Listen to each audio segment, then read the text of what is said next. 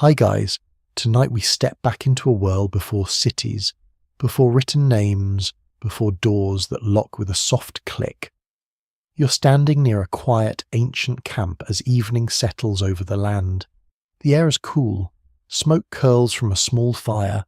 Somewhere beyond, the glow-dry grass moves in the dark and nobody is in a rush to investigate, which honestly feels very reasonable.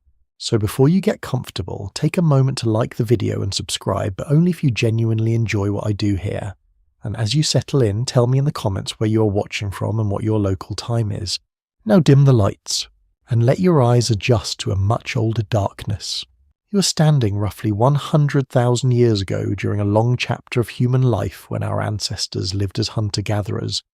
There are no streets here, no lamps along the road, no glass windows glowing blue in the night. People move with the seasons, following water plants, animals, and memory. Their tools are stone wood, bone fibre, and fire. Their maps are carried in the mind. The day has been warm, but the warmth is fading quickly. You feel it first on your arms, then across your face as the sun lowers behind a distant ridge. The light changes from gold to copper, then to a soft grey that removes detail from the world. The ground beneath your feet is dusty and uneven. Small stones press through the soles of your simple sandals if you're lucky enough to have them. More likely, you feel the earth directly toughened skin meeting old soil. Around you, a small group of early humans prepares for night. Someone feeds dry branches into the fire. Someone else checks a bundle of gathered roots. A child sits close to an older woman watching sparks rise into the darkening air. The smell is thick and comforting. Wood smoke, warm ash, damp hide crushed leaves, and the faint sharp scent of animals nearby. It is not unpleasant. It is the smell of being alive before history learned to write anything down. And the darkness is not empty. That is the important thing to understand. For most of human existence, night was not simply a time when the lights went out. Night was a living environment. It had sounds, movements, risks, and rules. In the modern world, you may turn off a lamp and still know where the wall is, where your phone is, where the door is. Here, once the sun is gone, distance becomes uncertain. A bush becomes an animal. A stone becomes a crouching shape. A harmless sound becomes a question your body answers before your mind does. Mainstream science tells us that Homo sapiens existed in Africa by at least 300,000 years ago, and for most of that immense stretch of time, people lived without permanent towns or artificial lighting beyond fire. So when you wonder why humans still feel uneasy in the dark, you're not beginning with superstition. You're beginning with the body remembering an older world. You step closer to the fire because everyone does. The circle of light is small, but it changes everything. Faces appear, hands become visible, food can be inspected, tools can be repaired. The fire snaps softly as sap heats inside a twig. A thin line of smoke bends toward you, stinging your eyes for a moment, and you shift aside with the sleepy patience of someone who has done this many times. Beyond the flames, the land is losing its edges. The tall grass is now a dark mass. The trees are not trees anymore, but pillars and gaps. You hear insects beginning their night music. A bird gives one last call from somewhere high above.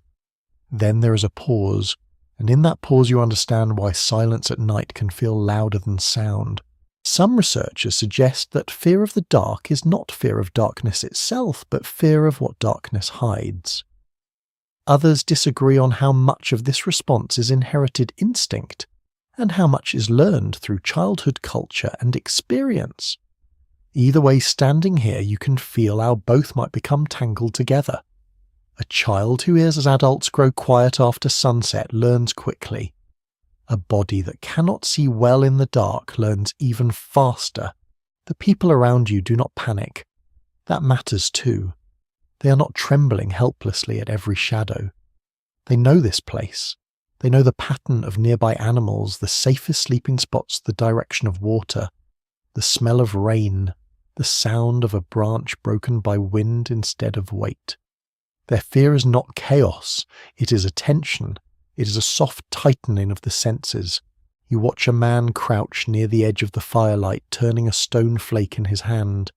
He tests its sharpness against a strip of hide. Nearby, someone arranges sleeping places close together, layering grasses, skins and branches. The group does not scatter into the dark. They gather inward. This is one of the oldest human comforts, the simple knowledge that another breathing body is near. There is a quieter detail here, a lesser-known one, almost tender. Archaeologists have found evidence that early humans and their relatives sometimes used pigments like red ochre, not only for possible decoration, but perhaps for symbolic purposes, body marking or practical uses such as treating hides. Imagine the faint red dust on fingers near the fire, the colour deepening in the glow while night presses gently around the camp. Even before cities, humans were not just surviving, they were noticing, marking, remembering. A small child leans against a parent fighting sleep with the heroic determination of children everywhere. Some things apparently are timeless. The child's eyes follow the sparks upward. Each spark glows, bright rises, dims and vanishes.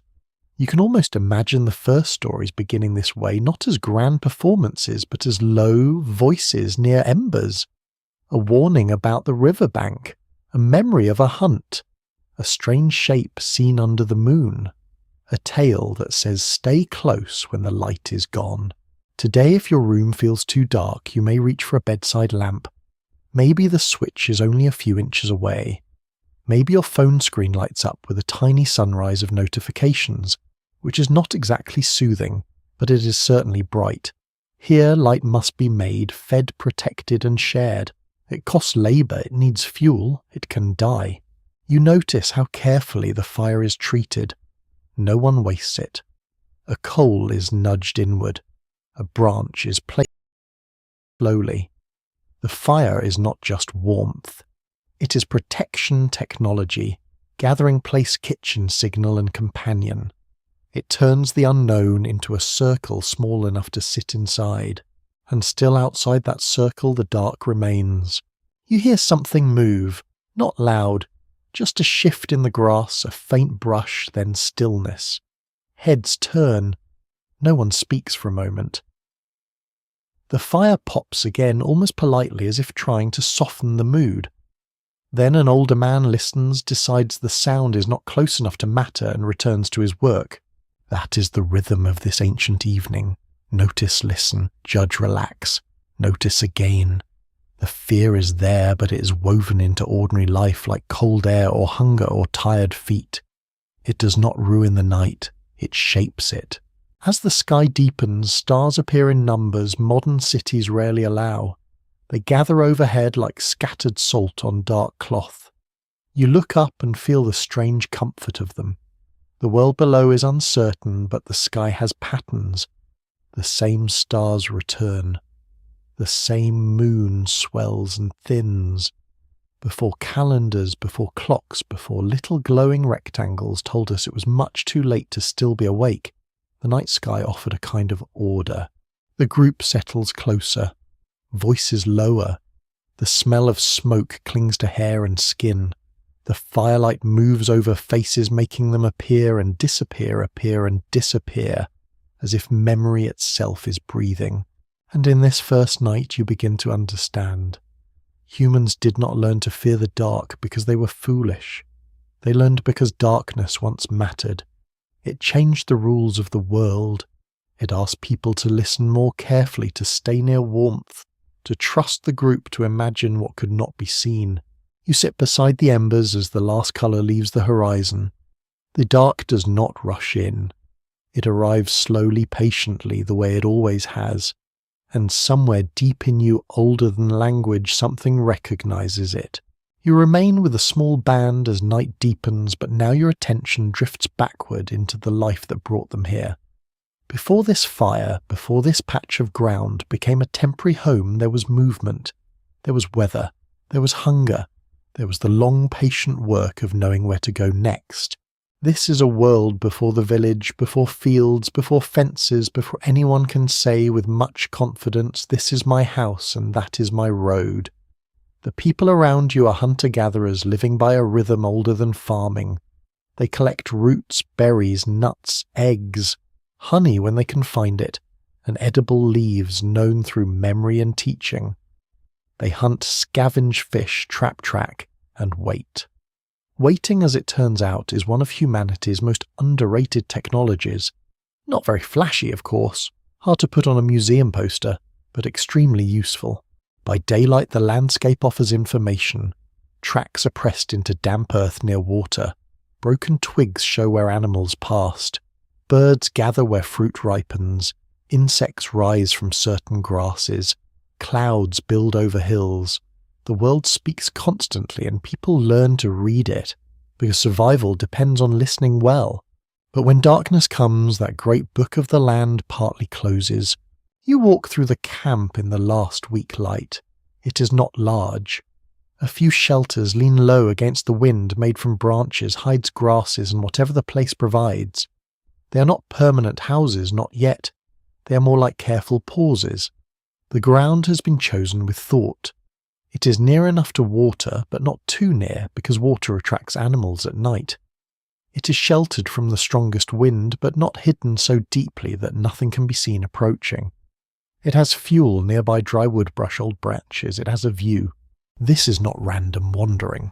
That's a common modern mistake, imagining ancient people drifting about helplessly, like someone lost in a grocery store without a list. In truth, hunter-gatherer groups often carry detailed knowledge of landscapes across generations. Mainstream anthropology shows that mobile foraging societies can have deep seasonal patterns returning to known regions when plants ripen, animals migrate or weather changes. Their movement is not aimless. It is memory stretched across land. You watch a woman empty a woven container onto a hide. The basket itself is a quiet marvel. Plant fibres have been twisted, bent and shaped by skilled hands. Baskets rarely survive from deep prehistory because fibre decays, but researchers believe perishable tools such as cords, bags, nets and mats were essential long before the archaeological record preserves them clearly. Stone survives and gets all the attention because stone is dramatic and stubborn.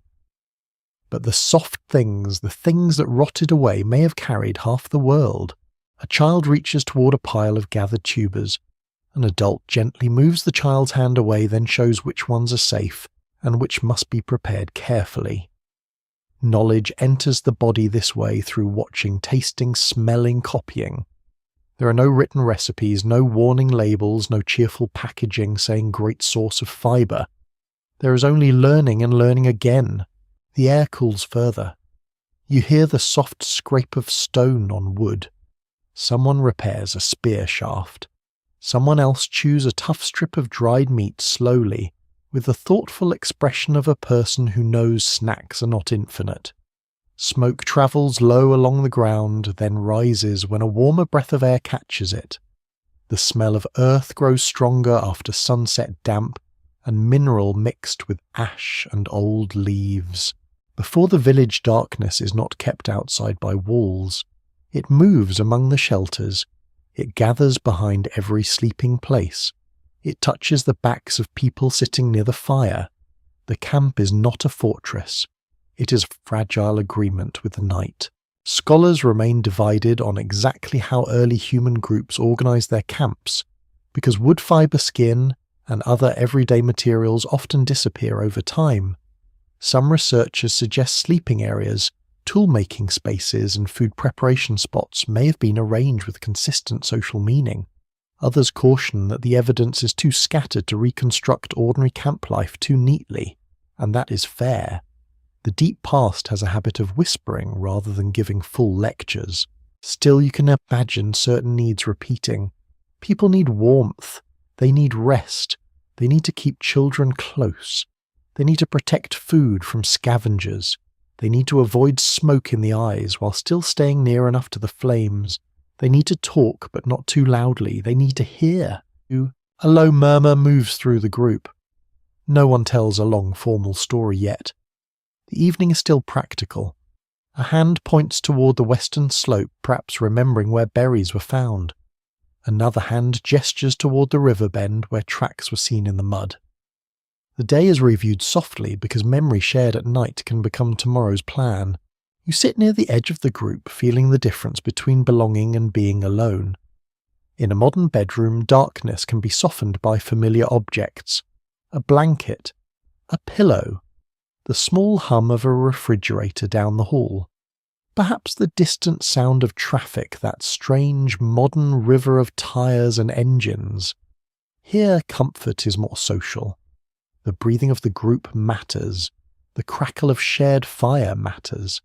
The outline of someone sitting awake matters. A lesser-known tidbit appears in the way people may have carried fire itself. In some traditional societies, embers could be transported in containers of bark, fungus, ash, or other insulating material, allowing a group to preserve flame rather than start from nothing each time. We cannot say every ancient group did this in the same way, but the idea is beautifully practical. Fire was not merely made, it was tended almost like a quiet travelling companion. You imagine the group arriving earlier in the afternoon. They would have chosen this place before darkness made choices harder. They would have gathered wood while the shapes of trees were still clear. They would have checked the ground for insects, dampness, bones, droppings, and signs of animals. They would have noticed wind direction.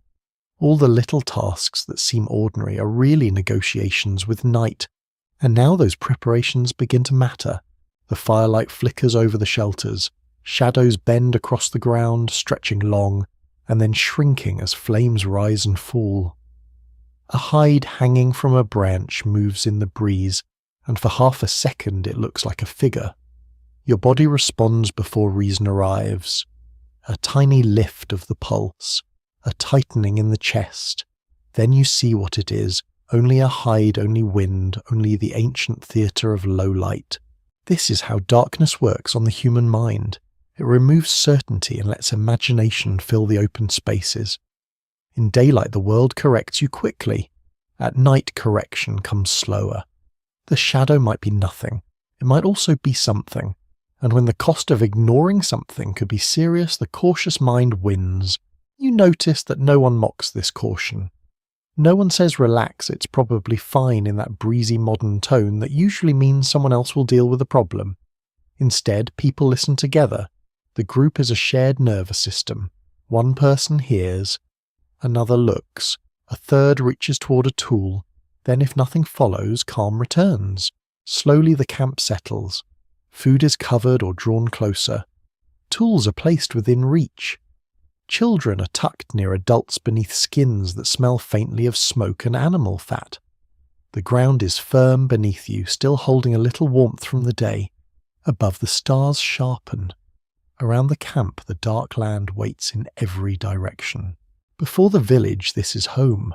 Not a building, not a street, not a permanent address. Home is the circle of fire, the people close enough to touch the remembered paths, the stories not yet spoken, and the careful listening that carries everyone through the night. You sit with the group as the night grows older, and the fire becomes the centre of everything. Its light is not steady. It breathes brightening and shrinking, making the world appear in pieces. A hand, a knee, the curve of a sleeping child's cheek, the polished edge of a stone tool.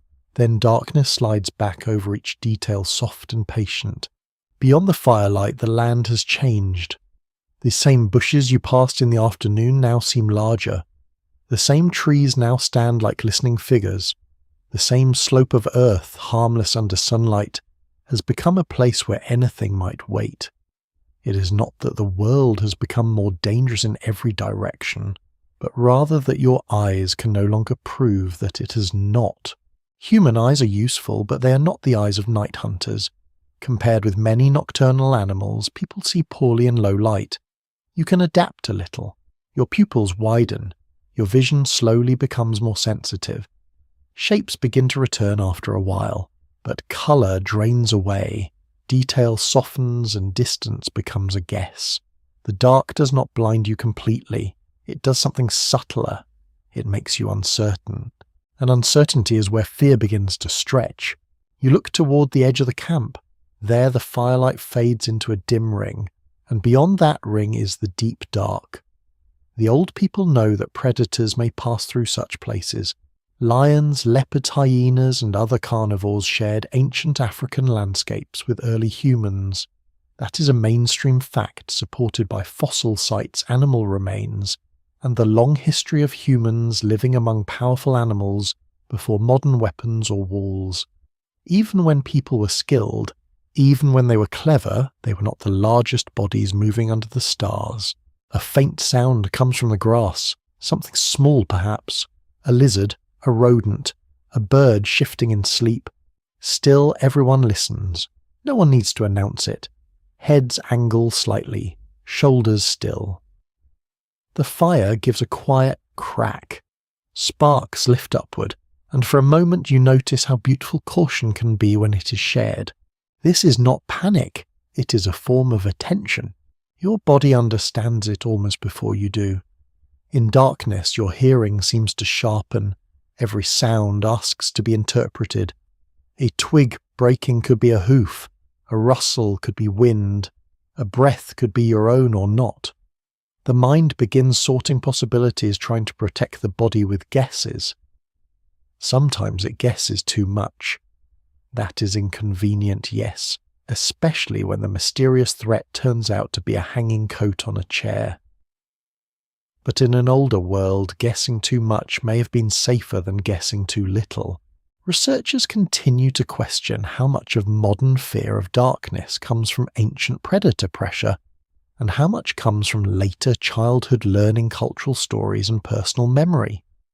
Some argue that human fear responses are flexible and shaped strongly by experience.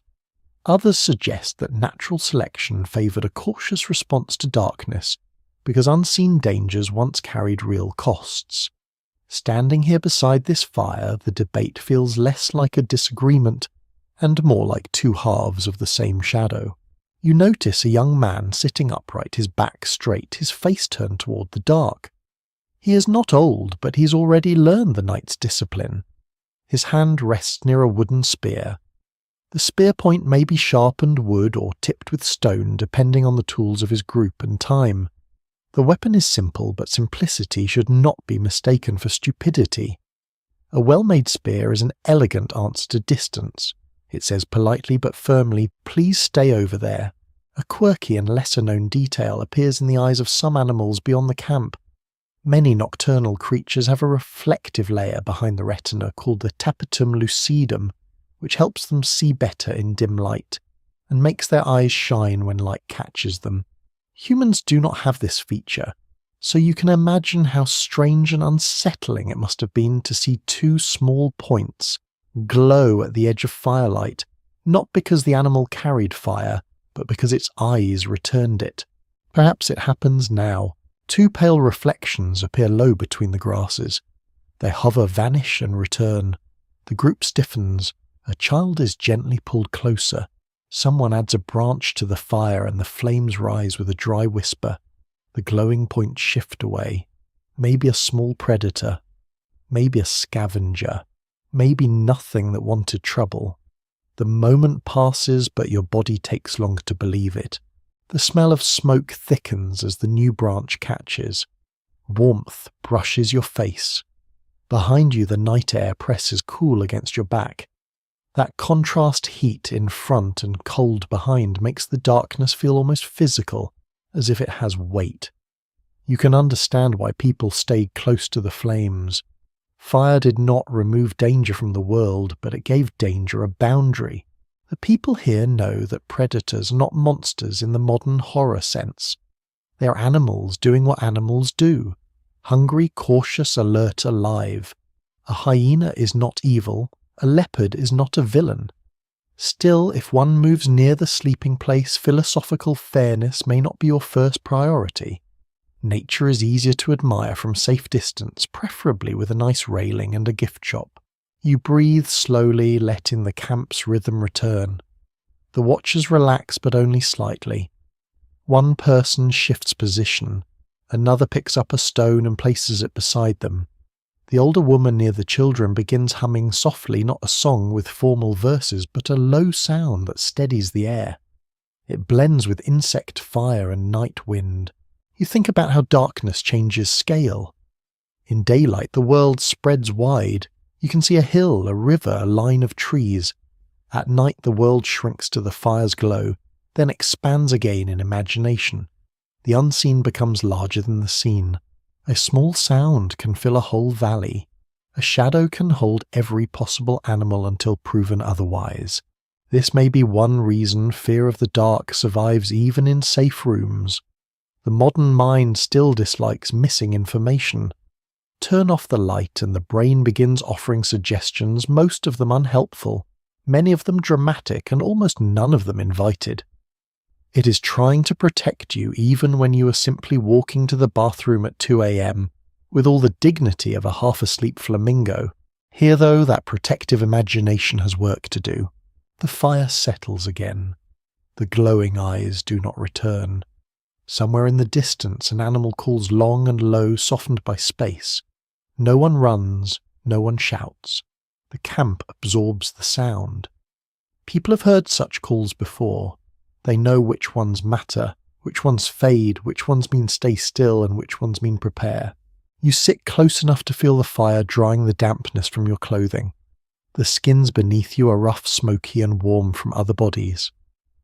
Above the camp, stars continue their silent turning. Around you, human senses reach outward, touching the dark as best they can, and you begin to see fear differently. It is not always an enemy. Sometimes it is a lantern inside the body, dim but useful, reminding you to look again, listen again, stay near the fire, and respect the wide-breathing world beyond the light. The fire burns lower, now softer and steadier, and the people around you begin to drift towards sleep in slow stages. One person lies down immediately exhausted from the long walk and the day's work. Another remains awake, rubbing ash between their fingers absent-mindedly while staring into the embers. A child murmurs in sleep and curls closer beneath a hide blanket that smells faintly of smoke, animal, fat and dry grass. You remain awake a little longer listening. The night feels enormous. Not empty, not silent, but enormous in the way an ocean feels enormous when you stand beside it in darkness. Somewhere far away, something moves through brush. Wind slides gently over the ground. Insects pulse in uneven rhythms. The stars above seem endless, cold and calm at the same time. And somewhere inside your body, ancient systems are quietly responding. Long before written history, the human brain was already learning patterns of safety and danger. Daylight usually meant visibility, movement, gathering, hunting, and social activity. Night changed those conditions almost instantly. Vision weakened, temperatures dropped. Predators often became more active. Even simple movement carried greater risk. Modern neuroscience tells us that the amygdala, the part of the brain strongly linked to fear and emotional processing, reacts quickly to uncertain threats. You can imagine how useful that would have been in ancient landscapes where hesitation sometimes mattered. A brain that noticed danger early, even imperfectly, might help keep a person alive long enough to have children teach skills and pass along both genes and experience. Of course, the human mind has always had one small complication. Once it learns caution, it occasionally becomes enthusiastic about it. You know the feeling even now. A dark hallway at night. A strange sound downstairs. A coat hanging from a chair that briefly transforms into what appears to be a silent intruder from another dimension. Then the light comes on, and your terrifying enemy turns out to be laundry. Humbling, really.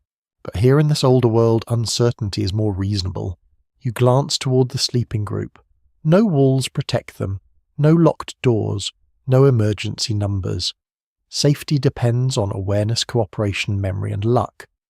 You begin to understand why the human brain became so skilled at imagining possible threats. Imagination is not only creativity, sometimes it is rehearsal.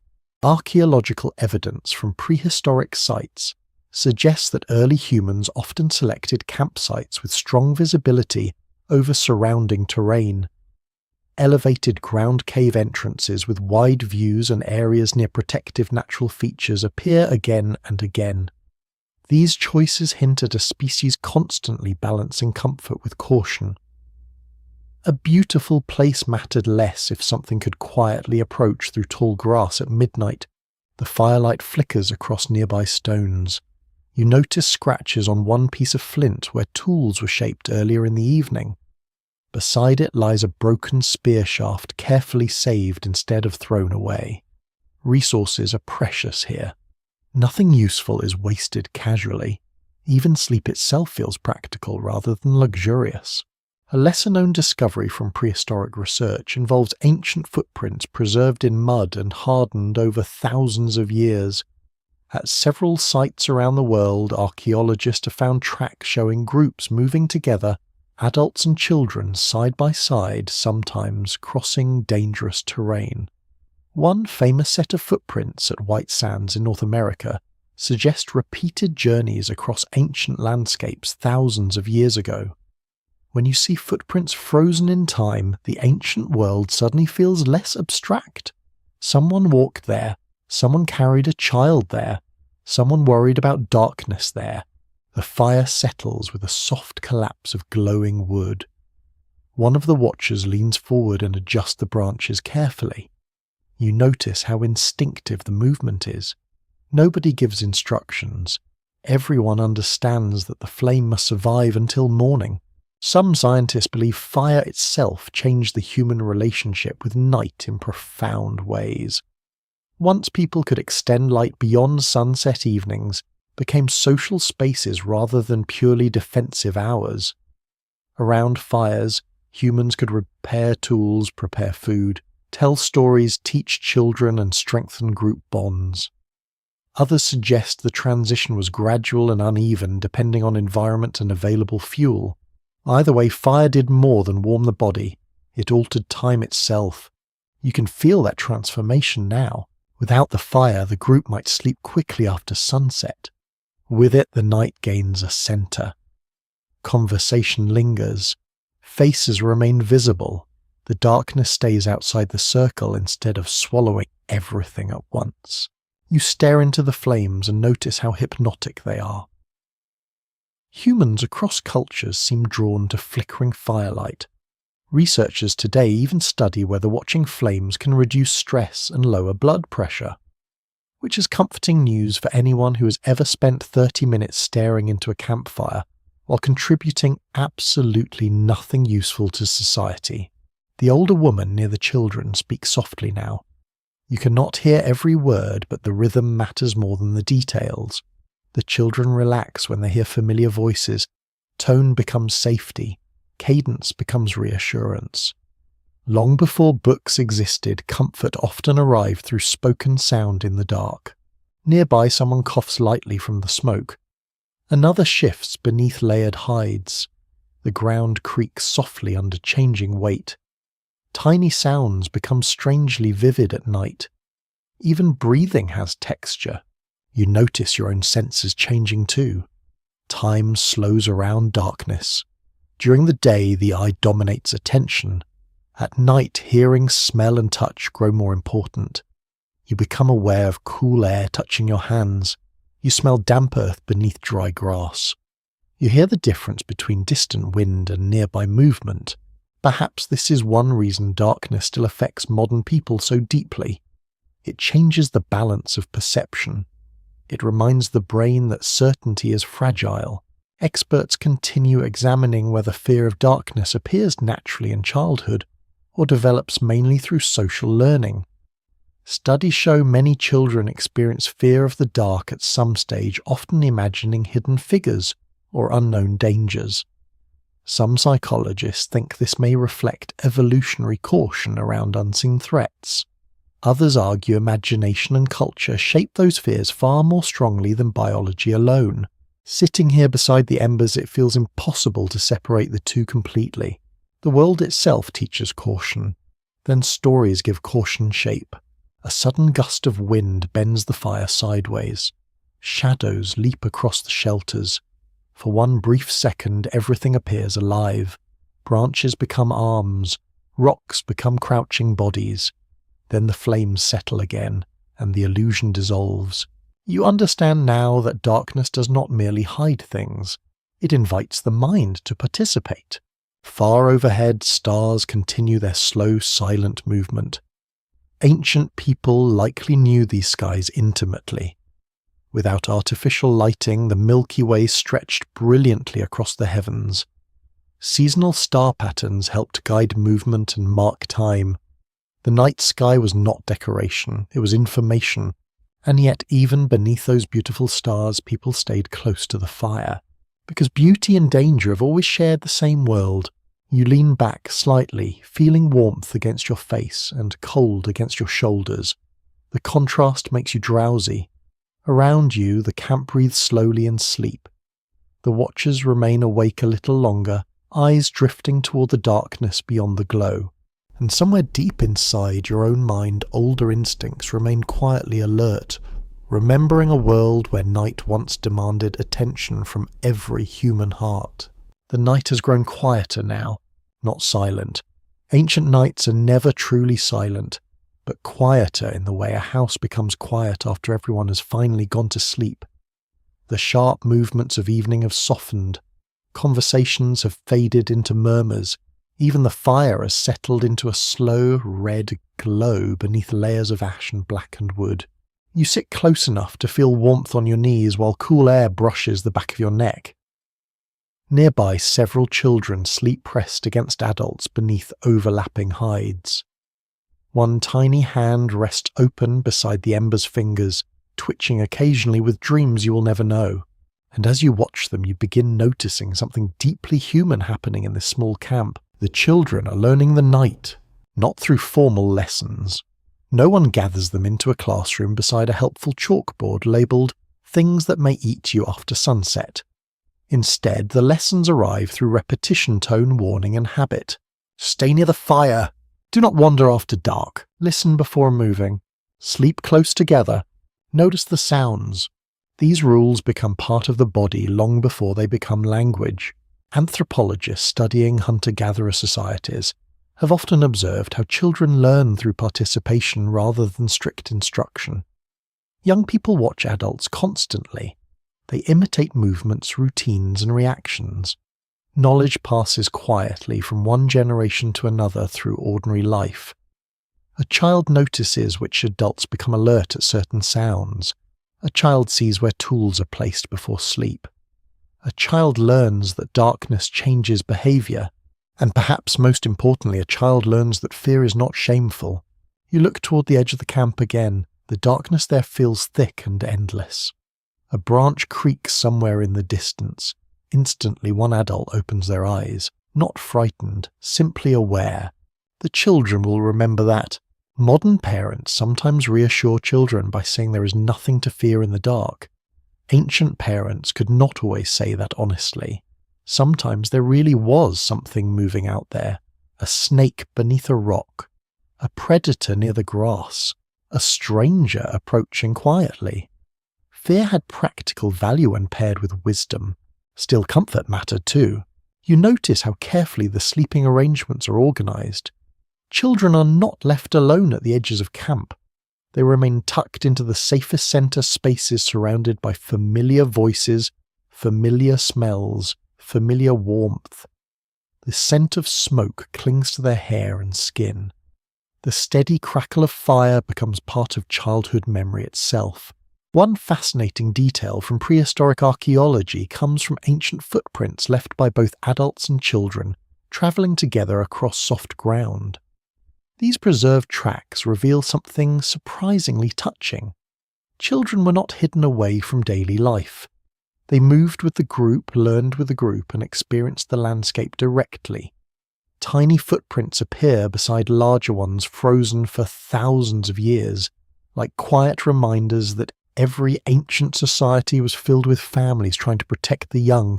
A child stirs beside you now, waking halfway from sleep. For a moment, confusion crosses their face. The fire is lower, shadows are larger.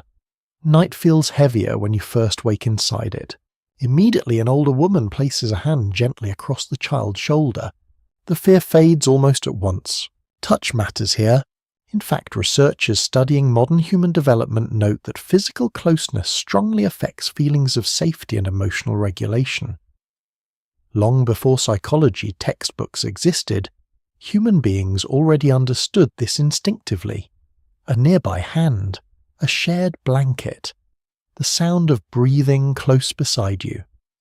These small comforts helped settle frightened minds through countless generations. You glance upward. The stars are brighter now, scattered across the sky in impossible numbers. Without electric lights, ancient people lived beneath the universe. Modern cities rarely allow us to see.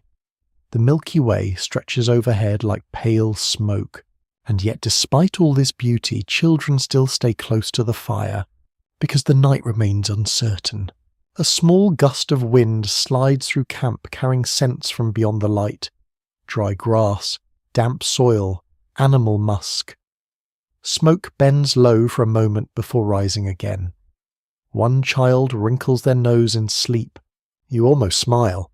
Children thousands of years ago probably complained about smoke, exactly the same way modern children complain about uncomfortable blankets, weak Wi-Fi, or vegetables.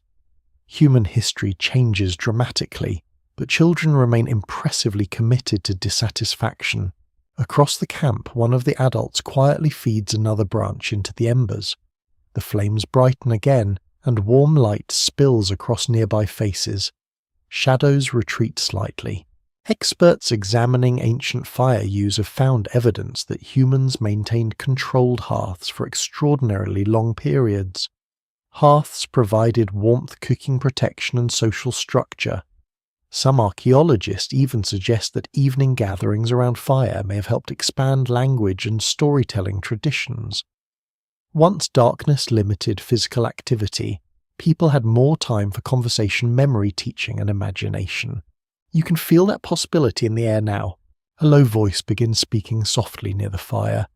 Not a loud performance, not dramatic storytelling meant for applause, just quiet speech flowing into darkness.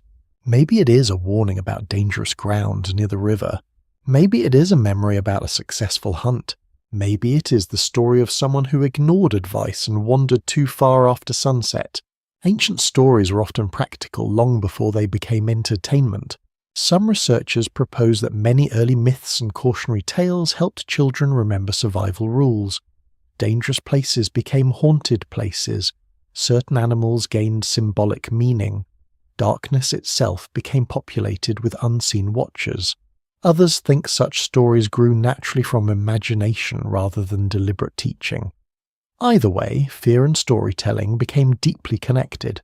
You notice how carefully the children listen even while pretending to sleep. The fire pops softly. Ash drifts upward in tiny glowing spirals. Somewhere far away, an animal cries out once in the darkness. The sound is thin and distant, almost mournful. One child shifts closer against a parent instinctively without fully waking. No one mocks the movement. That matters too. Ancient communities survived through cooperation, not emotional isolation. Fear was shared, comfort was shared, survival itself was shared. You think about modern bedrooms for a moment.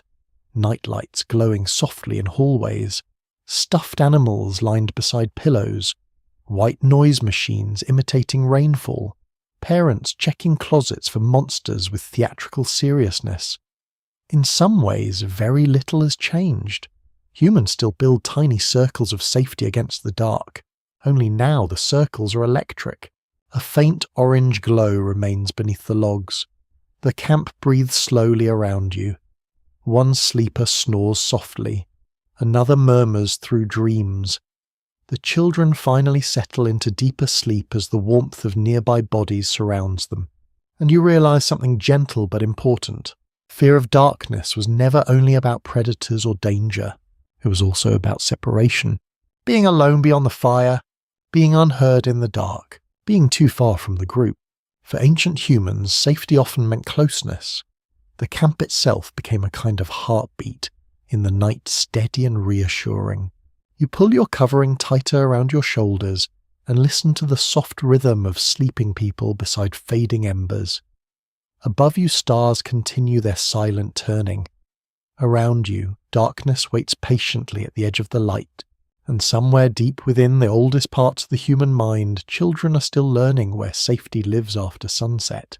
By now the fire has become a low red heart in the centre of the camp, and most of the sleepers have settled into stillness. Yet not everyone is resting. A few figures rise, quietly moving with the careful patience of people who know that night rewards slow feet. You rise with them. The air outside the tight sleeping circle is colder. It touches your face and slips beneath your covering.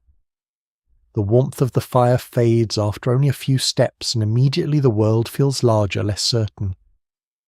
Behind you, the camp glows softly, a small amber island in the wide black sea of land. Tonight you follow a short moonlit path, not a road, not even a trail in the modern sense. There are no signs, no lantern posts, no reassuring little arrow telling you. The scenic viewpoint is only half a mile ahead. There is only remembered ground, pale moonlight, and the careful knowledge of those leading you. In the world before agriculture, movement after dark was risky, but sometimes necessary. People might need water fuel, a better view, or a quiet place away from the sleeping group. They might check traps, listen for animals, or watch a nearby crossing. The night was not always avoided completely, it was negotiated. The moon is high enough to silver the edges of grass. Stones shine faintly. The ground dips where rain once ran through it. Every step asks for attention. Your foot presses into cool soil, then slides slightly on loose dust. A dry stem brushes your ankle. Somewhere nearby, insects pulse in waves, stopping all at once, then beginning again as though some tiny conductor has lifted a twig. Human beings have travelled under moonlight for as long as they have had reason to move. Before artificial lighting, the moon mattered in practical ways. A full moon could make night travel easier, hunting more possible, and social activity safer. A moonless night, by contrast, could wrap the world in such deep darkness that even familiar ground became strange. You follow behind an older hunter who seems to read the path without effort. He pauses near a cluster of stones, not because he is lost, but because he is listening. One hand lifts slightly and everyone stops. You hear it too. Water. Very faint. A slow trickle somewhere beyond the grass. The sound is calming, but water at night is never only calming. It draws life toward it. Antelope, birds, insects, predators, all the thirsty bodies of the dark. The group moves again, angling toward a low rise rather than directly down to the stream. This small choice reveals a larger truth. Ancient people often understood danger through landscape. Open ground was different from dense brush. A ridge was different from a hollow. Wind direction mattered. Moonlight mattered. The safest path was rarely the shortest one, which is also true in modern parking garages, though we prefer not to make that comparison too dramatic. You look back once. The campfire is partly hidden now, its glow broken by grass and shadow. It seems suddenly fragile. You understand why straying too far could feel unsettling. The fire is more than heat. It is orientation. Without it, the body asks, where is safety, where are the others, where do I belong? An unusual detail from human biology is that our night vision depends partly on rod cells in the retina, which are sensitive to low light but do not provide sharp colour vision. That is why the world at night loses its rich colours and becomes a landscape of grey, black and pale silver. Ancient people would have known this not as science but as experience. At night the red fruit does not look red. The brown snake may look like a branch. The familiar path becomes a guess made in shades. The older hunter crouches and touches the ground. You crouch beside him. The soil is cool and faintly damp. In the moonlight you can just see marks near the stream bank. Hooves, perhaps. Maybe older tracks. Maybe fresh. The hunter studies them, then looks outward into the dark. No one speaks. Silence is not emptiness here, it is a tool. Some specialists believe early humans may have used moon phases to plan movement, hunting and gathering, while others warn that direct evidence for such precise planning is difficult to prove so far back in time. Still, it would be strange if people who depended on the land did not notice the difference between a bright moon and a black sky. Ancient intelligence was not less observant than ours. It was simply aimed at different things. You stand again and continue walking along the rise. Grass brushes both sides of your legs. A cool smell rises from damp earth near the water mixed with the green scent of crushed plants. The moon gives everything a dreamlike softness. There is beauty here, but not the comfortable beauty of a postcard. It is a beauty that keeps asking you to pay attention. Ahead, a night bird lifts suddenly from the ground. Its wings beat the air with a soft, startling rush. Your heart jumps before your thoughts catch up. Then it is gone. A little ridiculous, perhaps. One bird and your whole body behaves as if history itself has ended. But this is how alertness works. It is not elegant. It is quick. The others barely react. They have heard that sound before. Their calm teaches you. Fear is not removed by knowledge, but knowledge gives fear a shape. It tells you which sounds are ordinary, which smells are warning, which shadows deserve a second look. You begin to notice how the moonlight changes distance. A pale patch ahead seems close then far. A dark hollow seems deeper than it is. A tree stump resembles a crouched animal, until your angle shifts. The mind fills gaps and the body prepares for possibilities. This is the same ancient mechanism that still wakes people in modern rooms. A shape near the door, a noise outside the window, the small unreasonable conviction that something is watching from the corner when the corner is mostly laundry, a chair, and poor sleep habits. The brain is not trying to be poetic. It is trying to keep you alive with limited information. The group reaches the low rise and stops. From here you can see the stream below, pale and narrow beneath the moon. Nothing large moves near it now. The hunter listens a while longer, then relaxes his shoulders. The journey has not been dramatic. No great danger has appeared. No monster has stepped from the grass. But that is exactly the point. Most ancient caution was ordinary. It lived in pauses, detours, glances, and quiet returns. Survival was not always a grand adventure. Sometimes it was simply choosing the slightly safer path in the dark. As you turn back, the campfire appears again between the grasses. Small, warm, patient. The sight loosens something in your chest. You walk toward it with the others, guided by memory moonlight and the faint smell of smoke. Closer now, you hear sleeping breaths. You see embers glowing under ash. You feel warmth reaching out before you arrive. And as you step back into the circle of light, you understand why humans learn to fear losing it. Beyond the fire, the moonlit world is beautiful, but it is uncertain. Inside, the glow faces return, hands return, names return, and the dark becomes for a while something that waits outside. The camp has finally gone still behind you.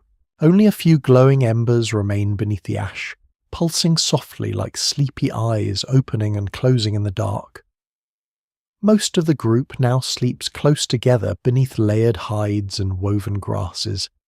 Their breathing rises and falls in uneven rhythms, human sounds blending with insects, distant wind, and the quiet shifting of wood settling into coal.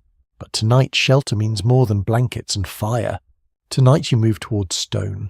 The land rises gradually ahead of you, and beneath the pale moonlight you begin to see the outline of a cave mouth opening in the hillside. It is not enormous. Not the dramatic sort of cave modern films enjoy filling with giant crystals and suspicious background music. This entrance is lower, rougher practical, a dark fold in the earth. For many prehistoric humans, caves and rock shelters offered protection from weatherwind and some predators. Archaeological sites across Europe, Africa and Asia reveal long periods of human occupation inside such spaces. Hearths, tools, animal bones, pigments and footprints all remain hidden beneath layers of soil and time. You step closer. Cool air drifts from the opening, carrying the smell of damp stone and old earth. It feels different from the open night outside. Quieter, more enclosed. Your footsteps soften against packed ground as you move beneath the rock overhang. Inside, darkness changes again. Outside, beneath the moon, the world was wide and uncertain. Here the darkness feels concentrated, thick. The cave swallows sound differently. Even breathing seems louder. Someone kneels near a small hearth close to the entrance. A flame flickers weakly inside a shallow stone basin blackened by smoke from many earlier fires. The light crawls unevenly across the cave walls, revealing patches of mineral shine and rough textures worn smooth by countless hands brushing past over generations. And then something strange begins to happen. The walls seem to move. Not literally, of course. You're not trapped inside some ancient haunted cavern waiting for a mysterious documentary narrator to whisper dramatically at you. But the firelight shifts constantly. Shadows stretch and collapse. Jagged surfaces create the illusion of motion. A crack in the stone becomes a face for half a second. A painted line resembles a running animal when the flame bends sideways. You suddenly understand how powerful flickering light must have felt in enclosed spaces before artificial lighting existed. Researchers studying prehistoric cave sites often point out that firelight transforms visual perception underground. Moving flames create animation effects across uneven stone surfaces. In caves decorated with animal paintings, this may have made figures appear alive during rituals or storytelling. Some specialists think ancient artists intentionally used the contours of cave walls to enhance this effect. You imagine standing here thousands of years ago with only a torch between yourself and complete darkness. The flame snaps softly. Smoke gathers near the cave ceiling before drifting outward through the entrance. The smell is strong now, charcoal ash, animal fat, damp stone, old soot layered over years of fires. You settle near the wall and run your fingers gently across the rock. It feels cold and slightly wet in places. Tiny grains of grit cling to your skin. Above you, water drips somewhere deeper inside the cave at slow, irregular intervals. Drip. Silence. Drip. In modern life, silence is often rare. Refrigerators hum. Air conditioners murmur. Electronics glow and buzz softly all night long. But deep inside ancient shelters, silence could become so complete that even a drop of water sounded enormous. That silence affected people. Some anthropologists believe enclosed dark spaces may have shaped early spiritual imagination. Caves separated humans from ordinary daylight life. Sounds echoed strangely. Shadows behaved unpredictably. Firelight transformed walls into moving surfaces. Not everyone agrees on exactly how ancient people interpreted these environments, but there is little doubt that caves carried emotional weight far beyond simple shelter. You notice dark marks above the hearth, where smoke has stained the ceiling over many seasons. Nearby lie fragments of bone and broken tools partly buried in hardened earth. Layers of occupation slowly accumulate in places like this. A cave floor becomes history pressed downward one season at a time.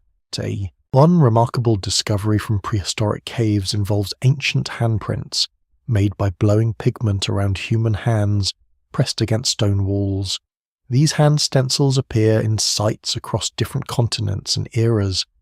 Imagine someone standing exactly where you are now, placing their hand against cold rock, while firelight flickered nearby, leaving behind a mark that would survive tens of thousands of years.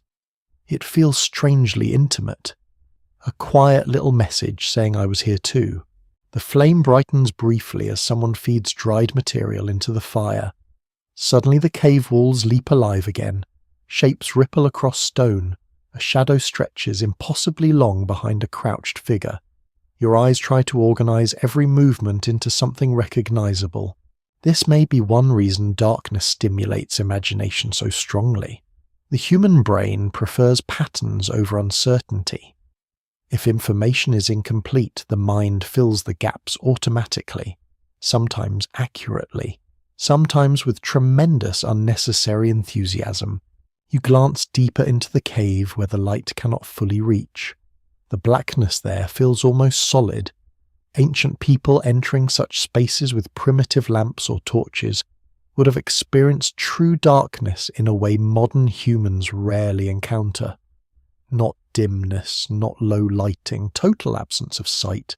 Total. Few people today experience that kind of darkness unless deep underground or far from civilization. Modern cities leak light constantly into the night sky. Even bedrooms contain glowing clocks' hallway light, or the tiny accusing glow of electronics charging beside the bed. But here, once the fire dies, the cave becomes absolute night. You understand now why flame mattered so much. One figure near the entrance begins sharpening a stone blade slowly against another rock. Scrape, pause, scrape. The repetitive sound becomes almost soothing. Nearby, a sleeping child curls closer to an adult beneath a heavy hide. Warm breath rises visibly in the cooler cave air. The cave feels protective but not entirely safe. That distinction matters. Archaeological evidence suggests humans often shared cave systems with animals including bears, hyenas, and large cats at different times. Entering a cave did not guarantee security. It required awareness, maintenance, and sometimes risk. Nature rarely offered perfect solutions. Outside, wind brushes across the entrance with a low whispering sound. The moonlight reaches only a short distance into the shelter before dissolving into orange firelight and deeper shadow. You sit quietly beside the hearth, watching the walls shift and shimmer. Perhaps this is where some of humanity's oldest fears and oldest stories began intertwining. A moving shadow becomes a spirit. A strange echo becomes a hidden presence. A painted animal flickers like something alive. Darkness invites interpretation. And yet there is comfort here too. The warmth of nearby bodies, the smell of smoke woven into blankets and hair, the steady glow of protected fire, the reassuring knowledge that others sleep nearby. Ancient shelters were not merely places to hide from the world. They were places where human beings gathered together against uncertainty. You lean against the cool stone wall as the fire crackles softly beside you. Shadows drift slowly across the cave ceiling like dark water. Somewhere deeper underground, another drop of water falls into darkness unseen. And for a moment you can almost feel the ancient human mind learning two truths at once. The dark is frightening, and the dark is where people come together.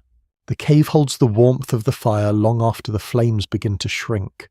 You sit near the entrance now, where cool night air brushes softly across your face, while the hearth glows behind you. Outside, the moon has drifted lower. Shadows stretch differently across the ground. The world feels slower at this hour, as though even time itself has become sleepy. Most of the group rests quietly, but not everyone sleeps. A few people remain awake beside the embers, speaking in low voices that rise and fall almost like breathing. Their words are soft enough that you cannot catch every detail, yet the rhythm carries something familiar. Comfort, warning, memory.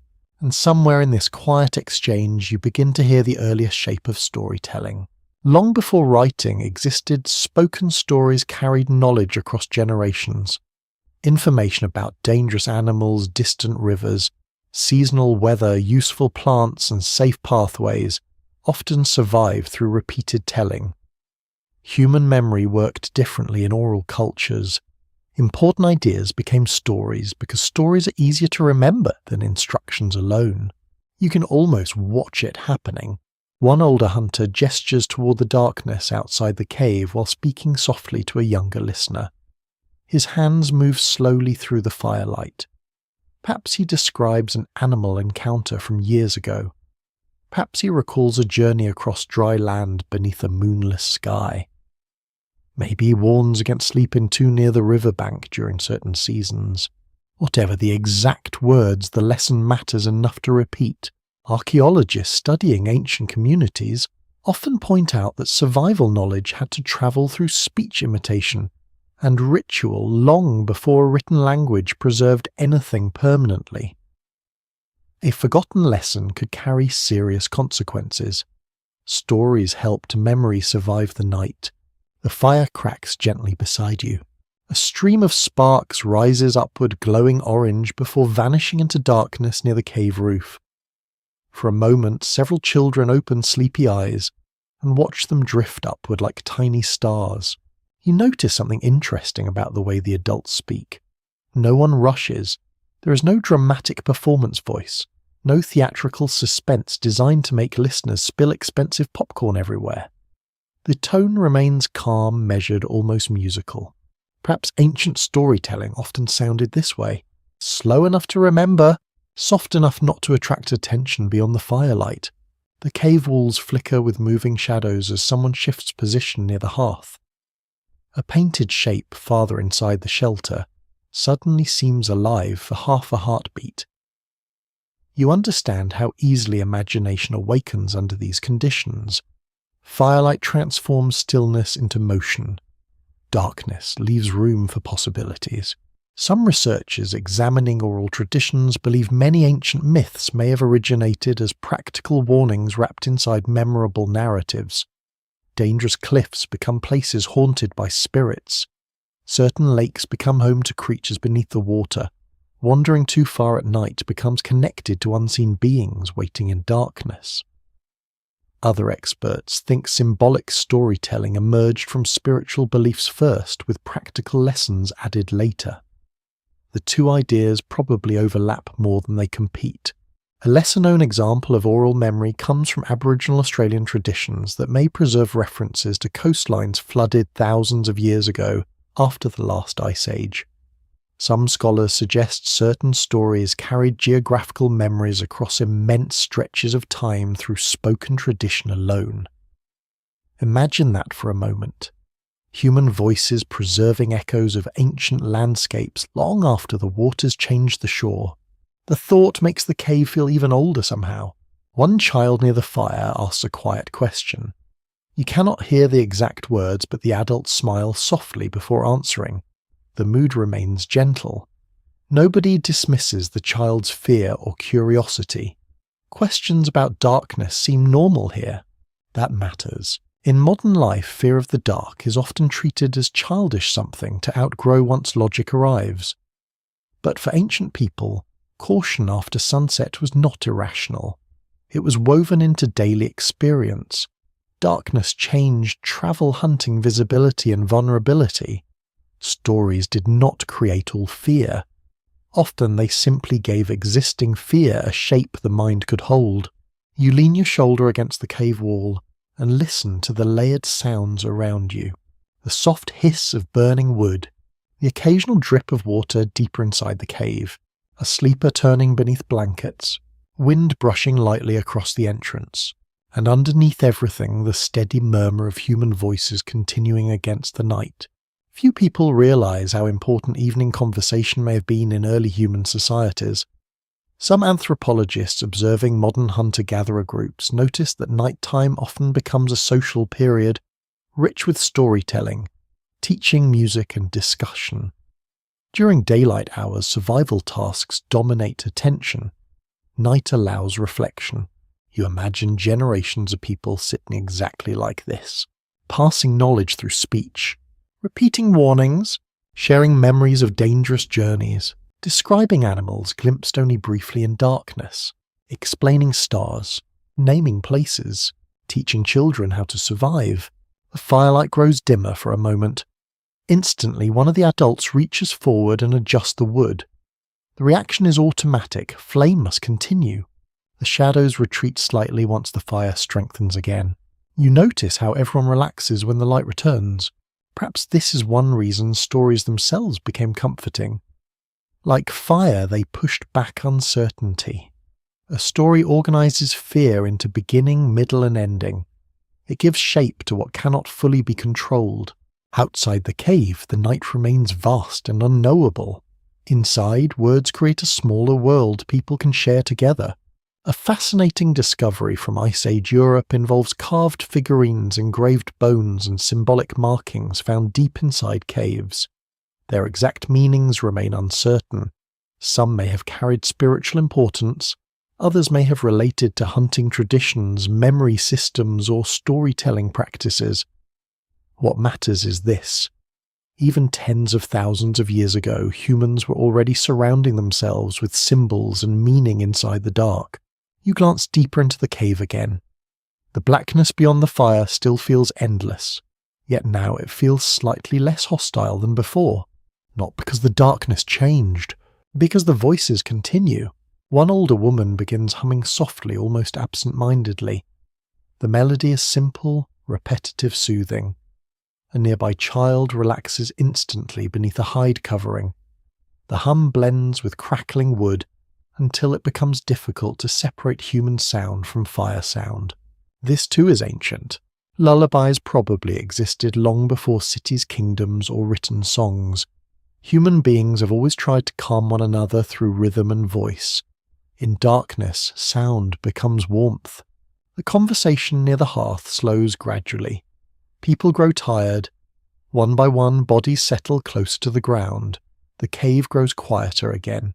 Still the stories remain, not floating magically through the air perhaps, but resting in memory, ready to be spoken again tomorrow night beside another fire.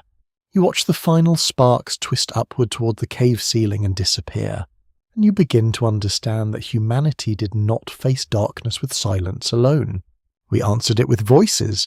The stories fade, the cave settles, and the night grows deep enough that even the fire seems to speak more quietly. You're no longer listening to tales beside the flames. Now you're sitting with the watchers. Most of the group sleeps in a loose cluster near the warmth, bodies curved beneath hides, children tucked in with tools placed close enough to reach without searching. Outside the shelter, the darkness has thickened. The moon hangs lower, and its pale light touches the cave entrance but does not enter far. Beyond that faint silver edge, the land waits with all its patient uncertainty. Someone must stay awake. Not everyone, not all night, but someone. You sit near the entrance with two others. The stone beneath you is cold, and after a while you feel that cold through your legs. You shift carefully, trying not to scrape your foot too loudly. The watcher beside you gives a brief glance, not annoyed, just aware. Every sound belongs to the night now, and every unnecessary sound slightly confuses the listening. In small mobile groups, safety often depended on shared alertness. Many researchers studying traditional foraging communities have noted that human sleep is not always a single solid block of unconsciousness. People wake shift, tend fires, check, children listen, and sometimes take informal turns remaining alert. This kind of broken watchfulness may feel inconvenient to modern people, who measure sleep with apps and then receive judgment from a cheerful graph in the morning. But here waking is part of survival. The fire has been pulled low to preserve fuel. It gives enough glow to mark the centre of the shelter, but not enough to waste precious wood. A branch collapses inward with a soft sigh. Orange light moves through cracks in the ash. Smoke rises thinly, drifting toward the cave mouth. You breathe in the scent of it. Smoke, cold stones, sleeping bodies, old hides, damp mineral air. Outside, a night insect scrapes steadily from somewhere in the grass. Farther away another answers. Then both stop at once. The watcher beside you lifts their head. You listen. At first there is nothing, only the soft movement of air. Then faintly a rustle, not close, not loud. Something passing through dry grass beyond the cave mouth. Your eyes search the darkness. They find almost nothing. A pale rock, a leaning shrub, a long shadow that might be a branch. The mind wants certainty and receives shapes instead. The older watcher places one hand near a spear without picking it up. That small movement tells you more than words. Prepare but do not panic. Attend but do not waste energy. The rustle comes again, then moves away. After a while the hand relaxes. You realize that watch duty is not a heroic pose. It is mostly patience. A rarely mentioned detail about prehistoric life is how much human survival depended on managing tiredness. Hunting, gathering, carrying children, making tools, processing food, and moving through difficult landscapes all required energy. Night watch had to balance danger against exhaustion. Too little alertness could invite trouble. Too much lost sleep could weaken the next day. ancient life was full of these quiet calculations. You tuck your hands beneath your covering, the air has grown colder. Beyond the entrance, stars still crowd the sky, but their beauty feels distant now. At this hour, the world belongs to listeners. The older watcher leans slightly toward you and points without speaking. You follow the gesture to the ground near the entrance. There in the faint light you can see marks in the dust, old tracks crossing over one another, human feet, animal pads, scuffs from dragging wood. Places like this hold the record of many nights. The floor itself remembers. Archaeologists often identify ancient hearths and repeated occupation layers in caves by studying ash deposits, burned bonestone flakes and compacted surfaces. These traces show that shelters were used again and again, sometimes across long spans of time. A single cave could hold memories of many groups, many fires, many nights of listening. The sleeper nearest the hearth turns over and coughs softly. A child makes a small sound, then settles again. One of the watchers rises and moves carefully to adjust a hide, covering that has slipped from the child's shoulder. The gesture is gentle, almost invisible. Protection is not only spears and flames. Sometimes it is making sure a sleeping child stays warm. You feel drowsiness pulling at you. It comes in waves. Your eyelids lower, then open again. The fire blurs, sharpens, blurs. The older watcher seems to notice and passes you a small piece of something, to chew perhaps a strip of dried plant fibre or tough meat. It is not delicious. It is not meant to be. Its main virtue is that chewing makes sleep slightly less victorious. Modern people sometimes romanticize ancient nights as peaceful and natural, as if everyone simply lay beneath the stars and enjoyed perfect rest. But the evidence of human life suggests something more complex. Night brought beauty, yes, and rest, and stories. It also brought cold smoke insects crying, children aching joints, and the need to remain alert when all you wanted was sleep. Nature may be calming, but nature also has no customer service department. A soft wind enters the cave. The fire brightens briefly, then dims. Shadows climb the wall and fold back down. Some scientists examining sleep patterns in non-industrial societies have found that people often sleep in flexible ways shaped by temperature, social activity, season, and firelight. There is still disagreement over how closely modern studied groups reflect deep prehistory, but they offer useful hints. Human sleep may have always been more social and more responsive to environment than the modern ideal of 8 silent hours in a sealed room. You listen again. This time the sound is closer, a low sniff near the rocks outside. Both watchers become still. No one wakes the whole camp. Not yet. The older watcher slowly lifts a burning branch from the edge of the hearth. Its tip glows red, then flares when air touches it. The smell of smoke sharpens. He steps toward the entrance, raising the ember just enough to send light outward. For one breath, the darkness reflects 2 small points. Eyes. Then the animal retreats. A small scavenger, perhaps. Curious, hungry, not bold enough to challenge fire and humans together. The watcher waits. The eyes do not return. Only after several long moments does he set the branch back into the hearth. You exhale slowly, realizing you'd been holding your breath. The camp remains asleep. The night continues as if nothing happened. That too is watchfulness. Not every danger becomes a story. Some pass quietly because someone stayed awake. The hours move on. You take your turn listening while another watcher rests. The fire glows low. Outside, the first faint hint of dawn has not yet arrived, but the darkness seems less absolute now that you've sat with it for so long. You begin to understand that ancient fear of the dark was not merely fear of being harmed. It was fear of failing to notice, failing to hear the step, failing to tend the flame, failing to wake in time. So you sit near the cave mouth wrapped in smoke-scented hides, watching over sleepers you barely know and somehow recognize completely. The night is cold, patient, and full of small sounds. Your body is tired, but your attention remains open, a quiet lamp inside the mind. and behind you the fire still glows. At some point during the long watch, your body finally gives into sleep. Not suddenly, not all at once. Sleep arrives the way dawn sometimes arrives across distant hills, slowly enough that you barely notice the transition. The fire becomes softer. The sounds of the cave drift farther away. The cold stone beneath you fades into warmth and darkness behind your eyes. And then you are dreaming. Ancient humans dreamed just as you do now. Their dreams may have been shaped by different landscapes, different dangers, different beliefs, but the sleeping mind itself is far older than civilization. Long before cities rose beside rivers, long before kings' temples, clocks, and written prayers, human beings were already slipping each night into strange private worlds behind closed eyelids. You lie beneath heavy hides near the fading embers while the cave breathes around you.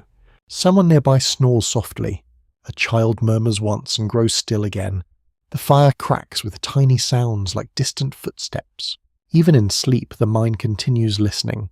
Modern sleep researchers have found that human brains remain partly responsive to important sounds during rest, especially unfamiliar noises, crying children, or signals associated with danger.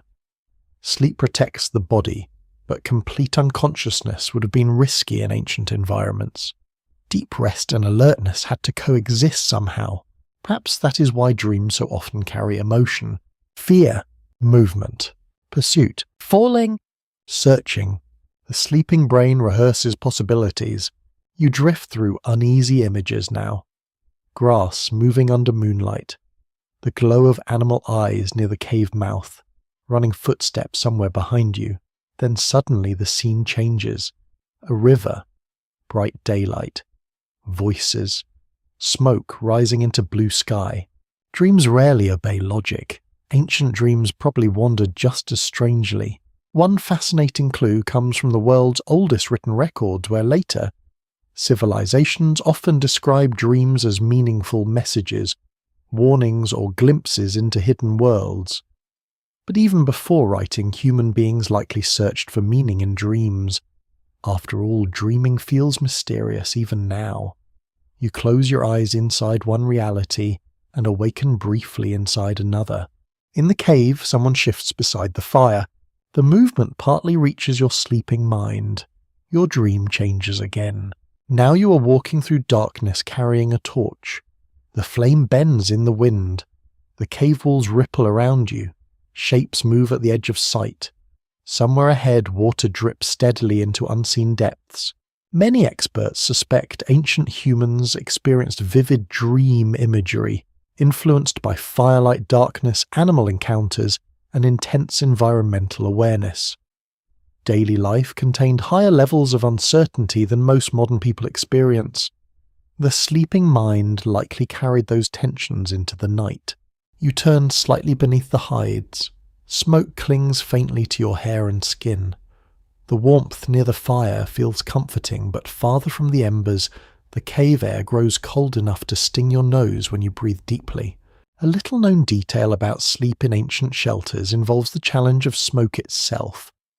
Hearth fires provided warmth and protection, but they also filled enclosed spaces with smoke particles.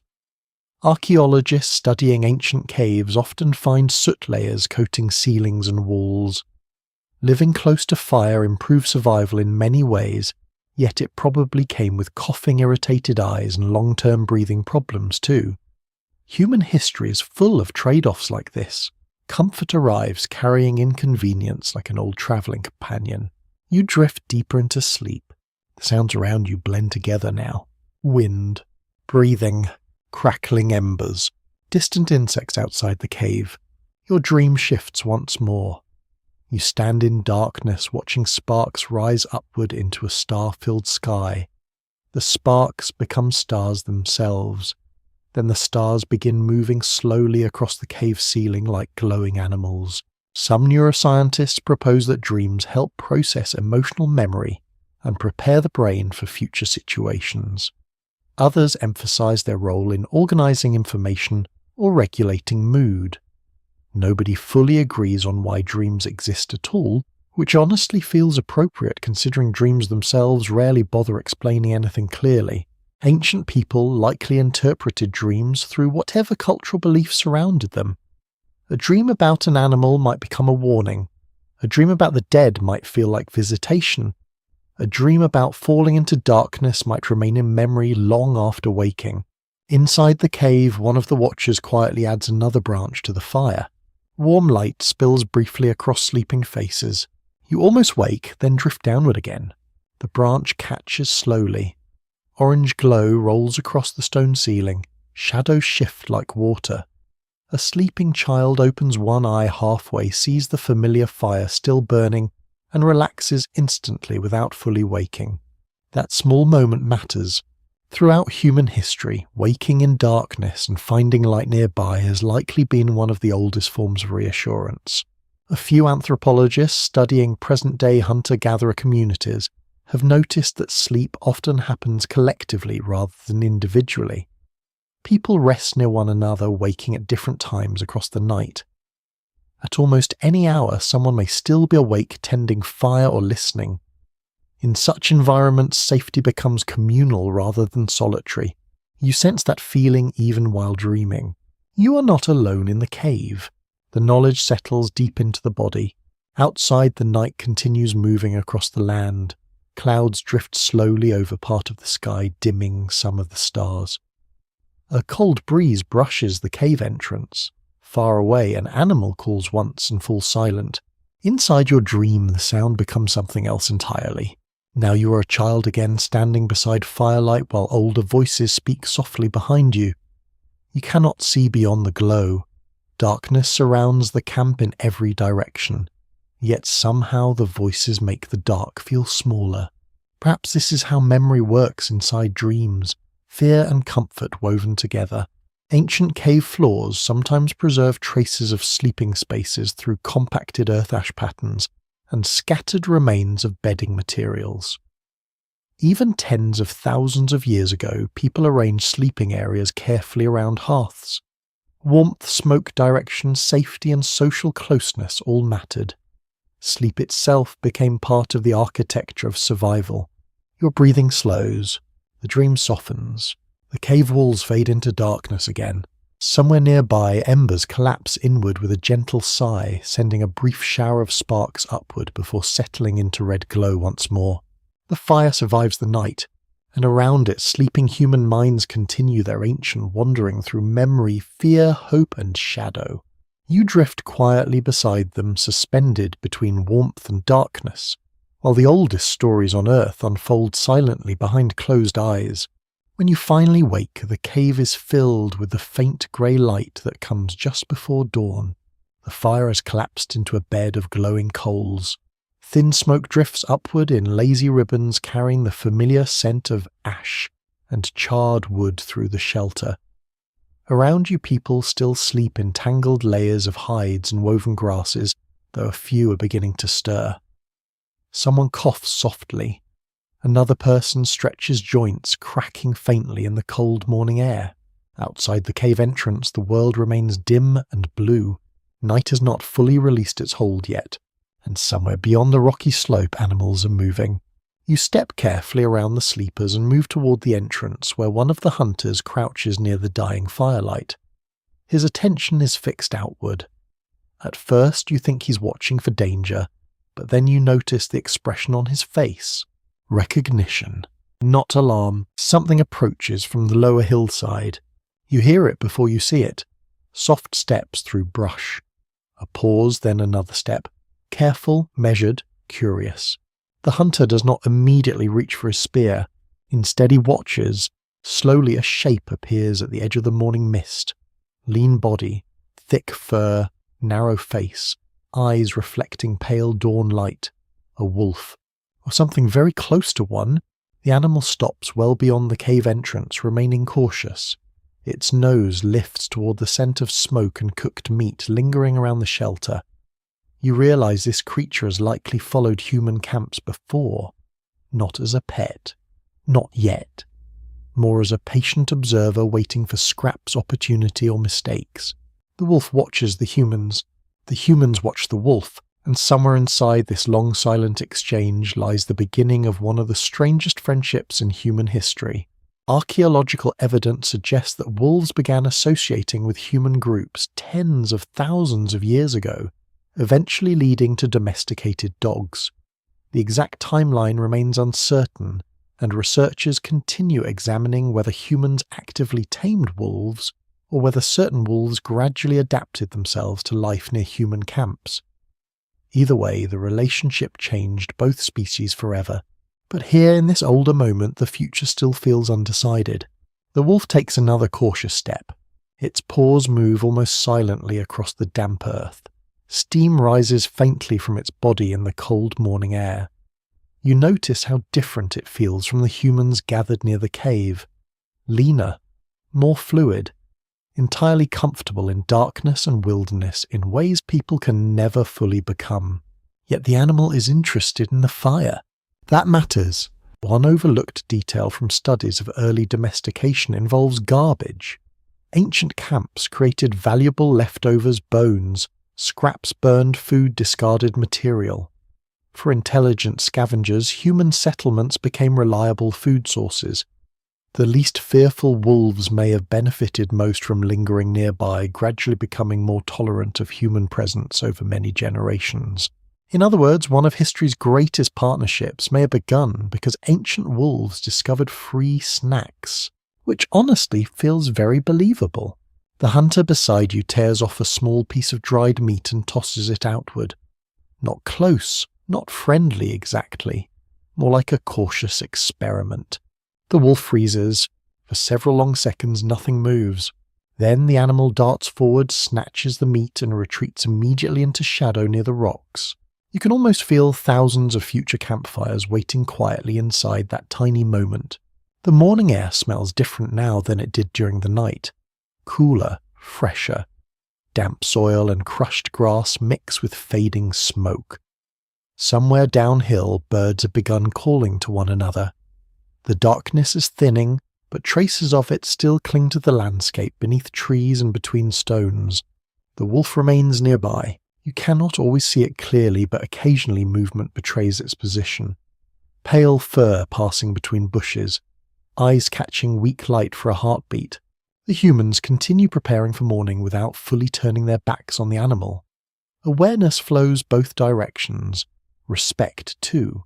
Many anthropologists believe early dogs eventually became valuable for warning humans about approaching threats, helping during hunts, and providing companionship. A camp with alert animals nearby gained extra senses during the night. Dogs could hear farther, smell better, and detect movement humans might miss. You imagine ancient camps gradually changing because of this partnership. Children sleeping more safely, watchers relaxing slightly, the darkness becoming just a little less lonely. Inside the cave, more people wake slowly. One woman kneels beside the hearth and feeds fresh material into the embers. Flames rise again with a soft crackling sound. Orange light spills across the cave walls, pushing back the final traces of night gathered in the corners. The wolf watches the flames carefully, perhaps with fear, perhaps with fascination. Fire must have seemed extraordinary to animals living near humans, dangerous yet useful. Bright enough to alter the night itself. You rub warmth back into your hands while the sky outside slowly brightens from deep blue to pale silver. Dawn in the prehistoric world arrives, gradually revealing shapes one piece at a time. First rocks, then shrubs, then distant hills emerging softly through mist. And with each returning detail, the tension inside the body eases. That may be one reason sunrise feels emotionally powerful even now. Human nervous systems evolved in worlds where daylight restored visibility, movement, and information. Morning meant safety returning in measurable ways. Still traces of darkness linger. The wolf circles wider around the camp, now careful but persistent. One child notices it, and points excitedly before being gently pulled closer by an adult. Curiosity and caution exist side by side. Excavations from ancient campsites occasionally uncover dog remains buried near humans, suggesting emotional bonds formed surprisingly early. Some ancient dogs appear to have been cared for during illness or injury, hinting that they became more than tools. They became companions. But all of that belongs far ahead. Right now you are witnessing the older beginning, a wild animal standing beyond the firelight, a human group choosing not to drive it away immediately. The cave grows brighter as morning enters fully. Smoke drifts through beams of pale sunlight near the entrance. The sleepers rise slowly, rubbing tired eyes, stretching stiff limbs, feeding the fire back to life. Outside, the wolf finally turns to leave. It pauses once near the edge of the rocks and looks back toward the cave. Then it disappears into tall grass touched by dawn light, gone almost silently. Yet the feeling remains. You stand at the cave mouth, breathing cold morning air while the last shadows of night retreat across the land. Somewhere beyond the hills, other camps are waking too. Other fires are being stirred back to life. Other humans are listening carefully to sounds in the dark. And perhaps somewhere nearby other wolves are watching from the edge of the trees, waiting for warmth scraps and the strange new creatures who carry fire into the night. Morning arrives slowly across the ancient landscape. The cave behind you grows warmer as sunlight reaches the entrance, but the memory of night still lingers in the cool stone beneath your feet. Smoke drifts lazily upward from the fire while people begin preparing for another day of movement, gathering, and careful attention to the land.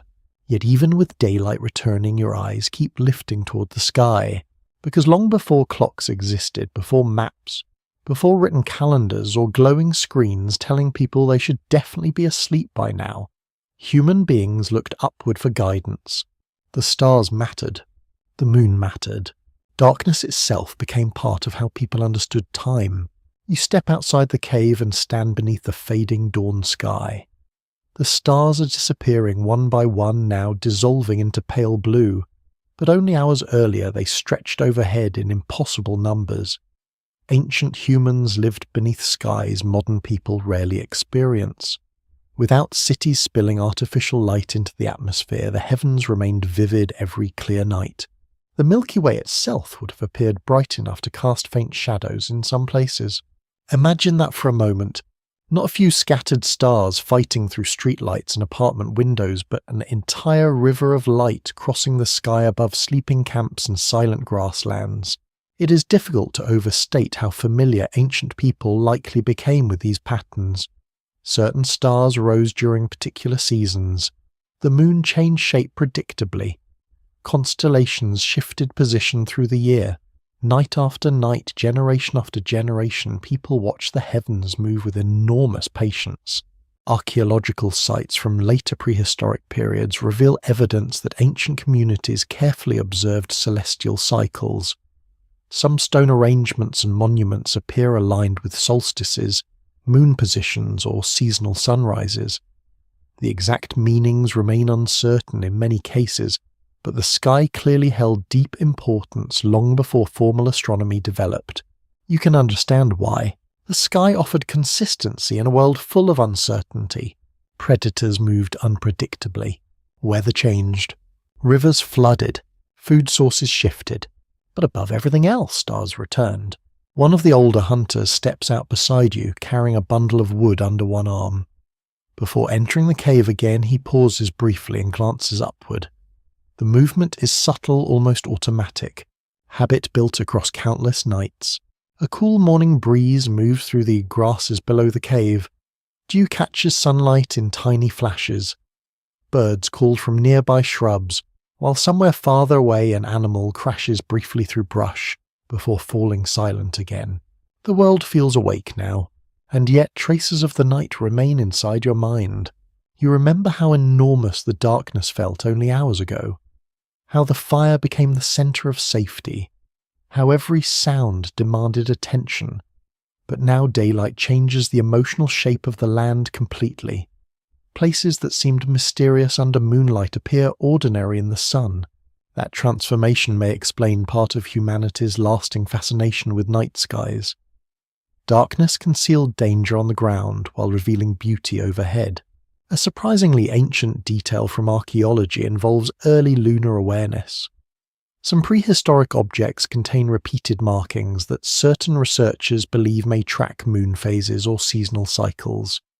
Not everyone agrees with these interpretations, since humans naturally make repeated patterns for many reasons, but the possibility itself is fascinating. Somewhere in deep prehistory, someone may have been counting nights beneath the moon. You sit on a flat stone near the cave entrance while others prepare food nearby. A woman crushes plant material carefully between stones. Someone else repairs a carrying sling made from twisted fibers. Children wander only short distances before adults call them back gently. Life continues. Still your attention drifts upward again. The moon is pale now, almost transparent against daylight. Yet during the night it transformed the world. Bright moonlit evenings allowed safer movement and longer activity. Moonless nights forced caution and closeness to fire. Many anthropologists think human sleep patterns and nighttime behavior were strongly shaped by lunar cycles long before artificial lighting existed. A bright full moon could extend social gatherings, hunting opportunities, or travel time. Deep darkness, by contrast, encouraged tighter shelter and greater vigilance. Even modern people sometimes feel oddly restless or energized under certain moonlit nights, though proving direct effect scientifically remains complicated. Human beings are wonderfully talented at attaching meaning to glowing objects in the sky. The fire crackles behind you inside the cave. The smell of roasting roots drifts outward, earthy and slightly sweet. Hunger sharpens suddenly in your stomach. One child nearby points upward excitedly at a bird circling high overhead. The adults glance up briefly, then return to their work. People here cannot afford to stare dreamily at the sky all day. Beauty exists, but survival keeps interrupting. Still, the sky enters daily life constantly. Direction, weather, season, time, stories. Ancient navigation likely depended heavily on celestial observation in open landscapes. Long before compasses or satellites, travelers learned to recognize repeating patterns overhead. The night sky became both map and memory. A lesser-known fact about human vision is that people can sometimes detect slight color differences in stars under very dark conditions, especially after spending long periods away from artificial lighting. Ancient observers may have perceived the heavens with far greater clarity than most modern eyes ever experience.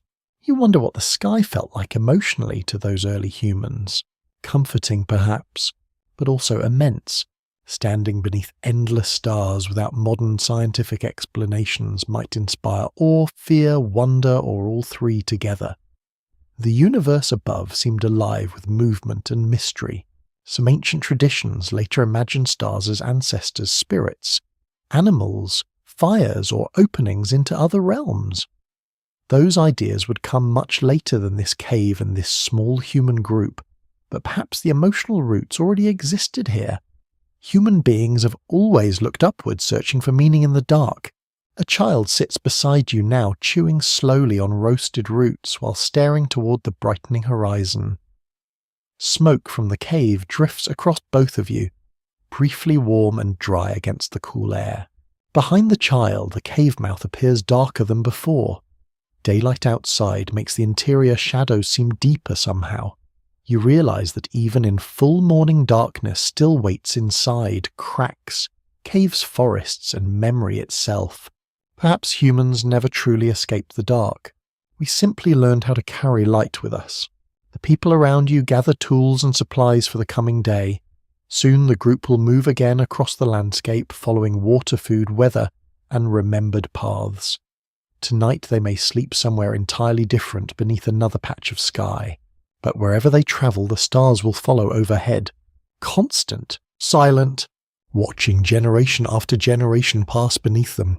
You take one final look upward before rising to join the others. The last visible stars are fading now into daylight, retreating softly before the sun. Yet you know they will return tonight.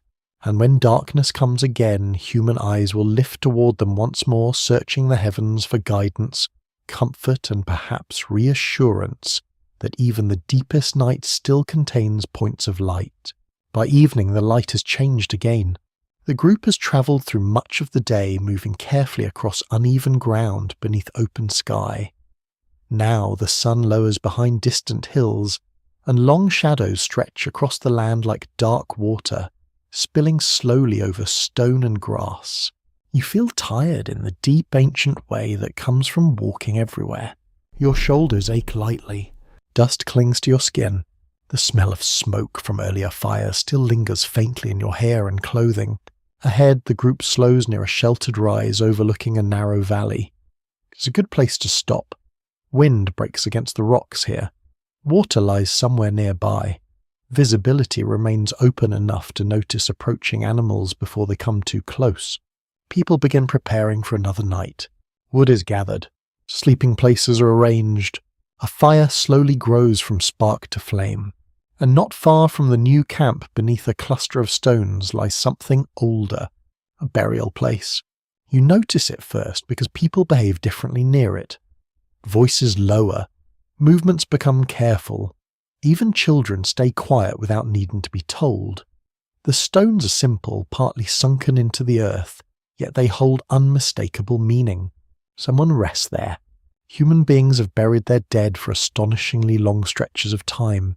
Ancient graves discovered across Africa and Eurasia suggest that early humans sometimes treated bodies with care rather than abandonment. Some burials include tools, pigments, flowers, animal remains, or arranged positioning hinting at emotional or symbolic significance far beyond simple disposal. You stand beside the stones while twilight gathers around the camp. The air cools quickly after sunset. A breeze moves dry grass in soft waves below the hillside. Smoke from the fire rises straight upward for a moment before drifting east. No one explains the burial to you directly. They do not need to. You can feel its importance in the silence surrounding it. One woman kneels briefly beside the stones and places something small there, perhaps flowers, perhaps a carved object, perhaps food. Then she rises and returns to the fire without speaking. That small gesture opens an enormous question. When did humans begin imagining something beyond death? No one knows exactly. Bones alone cannot preserve beliefs. Archaeologists must work carefully from traces, arrangements, objects, and repeated patterns. Yet many ancient burials suggest people did not always see death as mere disappearance. Careful positioning of bodies implies emotional meaning, ritual behavior, or spiritual thought emerging gradually over immense periods of time, and darkness likely shaped those ideas deeply. Night already transformed the visible world. People vanished into sleep and returned at dawn. Fire died and returned. The moon disappeared and returned. Shadows moved unpredictably. Dreams blurred memory and imagination together. In such a world, death may not have seemed entirely separate from darkness itself. The fire behind you crackles softly. Orange light dances across nearby stones while the horizon fades from copper into deep blue. One by one, stars begin appearing overhead again. You think about how terrifying death must have felt in prehistoric life. Not only emotionally, but practically. Every person carried knowledge.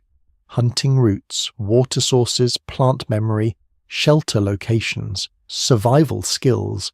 Losing someone meant losing part of the group's living memory. Yet ancient people also continued living beside death in intimate ways modern societies often avoid. Graves existed near camps. Bodies were prepared by family members. Mourning happened close to everyday life rather than hidden behind distant walls and quiet institutions with very expensive carpeting.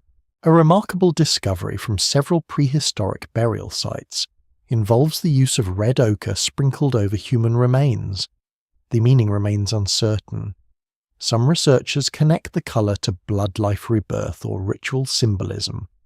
Others caution against assigning overly specific meanings to practices separated from us by tens of thousands of years. Still, the repeated appearance of ochre in burials suggests intentional care rather than accident. The sky darkens further. Someone feeds another branch into the fire and sparks rise briefly into the cooling air. Nearby children huddle close beneath woven coverings, while adults speak quietly around the flames. But your attention keeps drifting toward the burial stones. In the modern world, darkness often carries symbolic connections to death. Phrases like passing into darkness appear across many cultures. Perhaps some roots of that symbolism reach all the way back here to nights beside ancient graves beneath star-filled skies. The land itself grows quieter now. Bird calls fade. Insects replace them. A distant animal cries once from somewhere below the ridge. The firelight suddenly feels especially precious. You sit near the burial place while the first true darkness settles over the valley. Shadows gather between rocks. The grass becomes a single dark surface moving softly in the wind. One older man joins you silently. For a long while, neither of you speaks. He simply looks toward the stones, then toward the fire, then upward at the stars. Perhaps grief looks something like this even then. Quiet presence, shared silence, breathing beside one another after loss. Excavations at ancient sites occasionally uncover signs that injured or elderly individuals survived for years with community support despite physical limitations that would have made solitary survival nearly impossible. Such discoveries reveal something deeply human. These groups cared for one another. Compassion itself stretches far back into prehistory, which makes loss more painful too. The older man beside you traces absent-minded patterns in the dirt with one finger. Firelight catches the lines briefly before darkness swallows them again. You realize how much uncertainty surrounded death for ancient people. Where did the dead go? Did they remain nearby?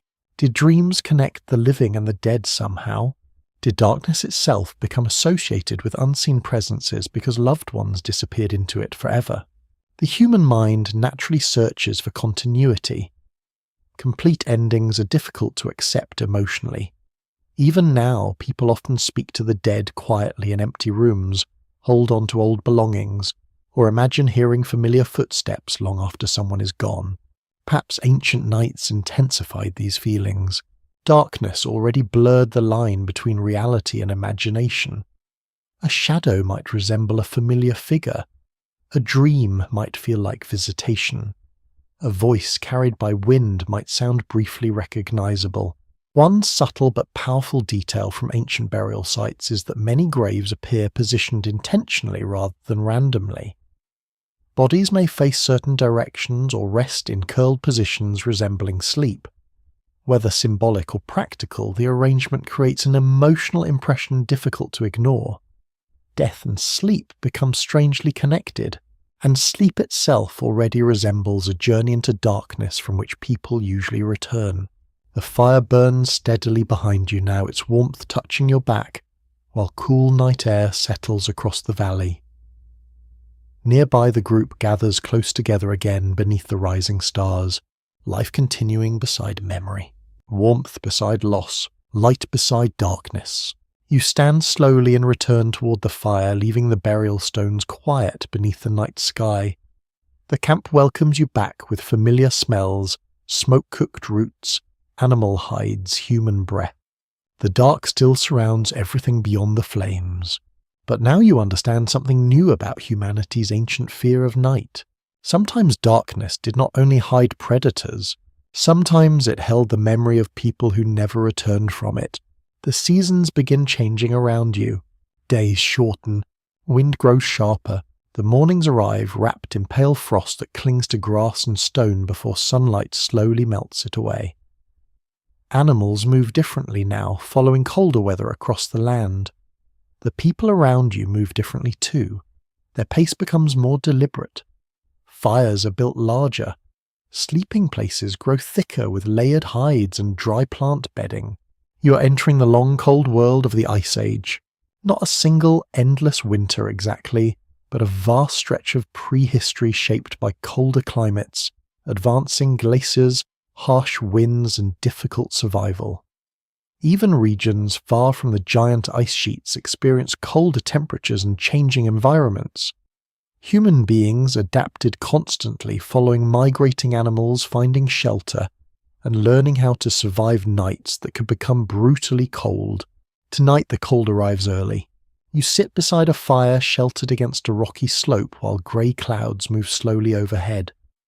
Snow does not fall yet, but the air carries its warning. Every breath leaves pale mist before your face. The smell of smoke feels heavier in the cold air, mixed with damp fir ash and cooked meat warming near the flames. People sit closer together now than they did during warmer nights. Heat matters. Body warmth matters. Even silence changes in winter. Sounds carry differently through cold air. Wind whispers through cracks in the rocks with a thin, hollow voice. Frozen ground hardens beneath your feet. Dry branches snap sharply when added to the fire. Archaeological remains from Ice Age camps reveal surprisingly sophisticated survival strategies.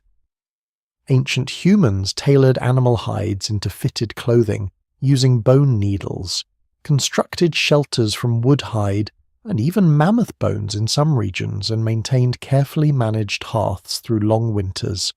Human intelligence did not appear suddenly with civilization. It was already fully awake beside these ancient fires. You pull a thick hide tighter around your shoulders. The inside still holds a faint animal smell beneath the layers of smoke and age. Nearby, someone carefully scrapes fat into a shallow stone container for fuel. Nothing useful is wasted here. Cold transforms darkness into something even more threatening. In warm climates, night may bring discomfort and predators. In Ice Age conditions, darkness also brings freezing temperatures capable of killing the unprepared. Fire becomes more than comfort. It becomes survival measured hour by hour. One fascinating discovery from prehistoric Europe involves tiny bone needles dating back tens of thousands of years. These delicate tools suggest humans were sewing fitted clothing long before recorded history. Loose animal skins alone would not protect people adequately during severe cold. Tailored garments helped trap warmth close to the body, allowing humans to expand into colder environments. You glance toward the children sleeping near the center of camp. They are buried beneath layers of fur and woven coverings, only small faces visible near the firelight. Adults remain awake nearby, tending flames carefully. The wind rises outside. You hear it moving across open land with a long, low sound like distant water. The fire bends sideways briefly, sending sparks swirling upward into the dark. Everyone watches the flames immediately. That reaction has become instinct now. Ancient hearths uncovered beneath layers of Ice Age soil often show signs of repeated repair and maintenance. Ash was moved carefully. Fuel was arranged deliberately. Sleeping areas clustered near heat sources. Even the placement of bodies within shelters reveals how deeply daily life revolved around surviving the cold.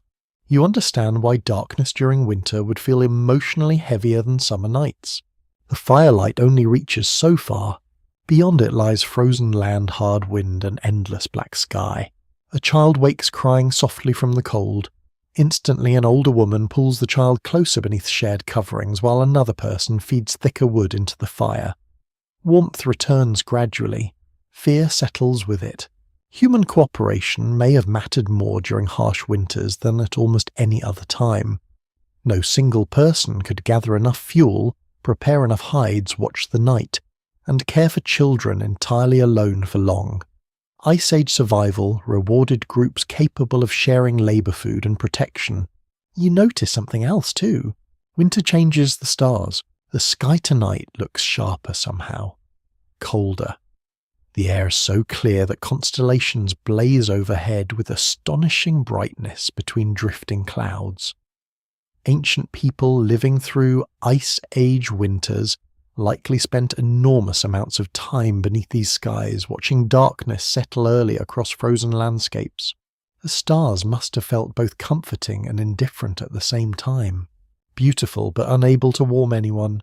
A rarely discussed detail from Ice Age cave sites involves footprints left by children deep underground.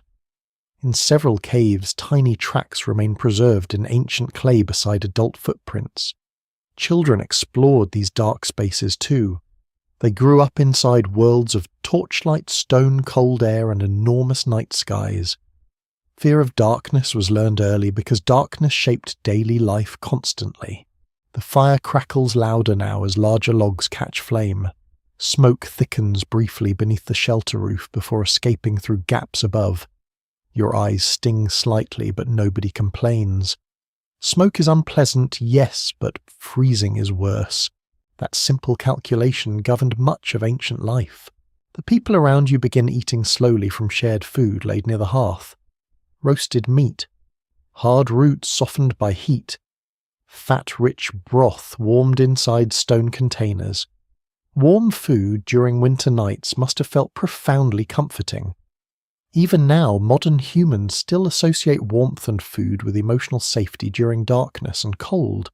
Some researchers studying Ice Age migration patterns believe human groups adapted creatively to changing climates by sharing knowledge across generations about seasonal movement, shelter construction, and fuel management.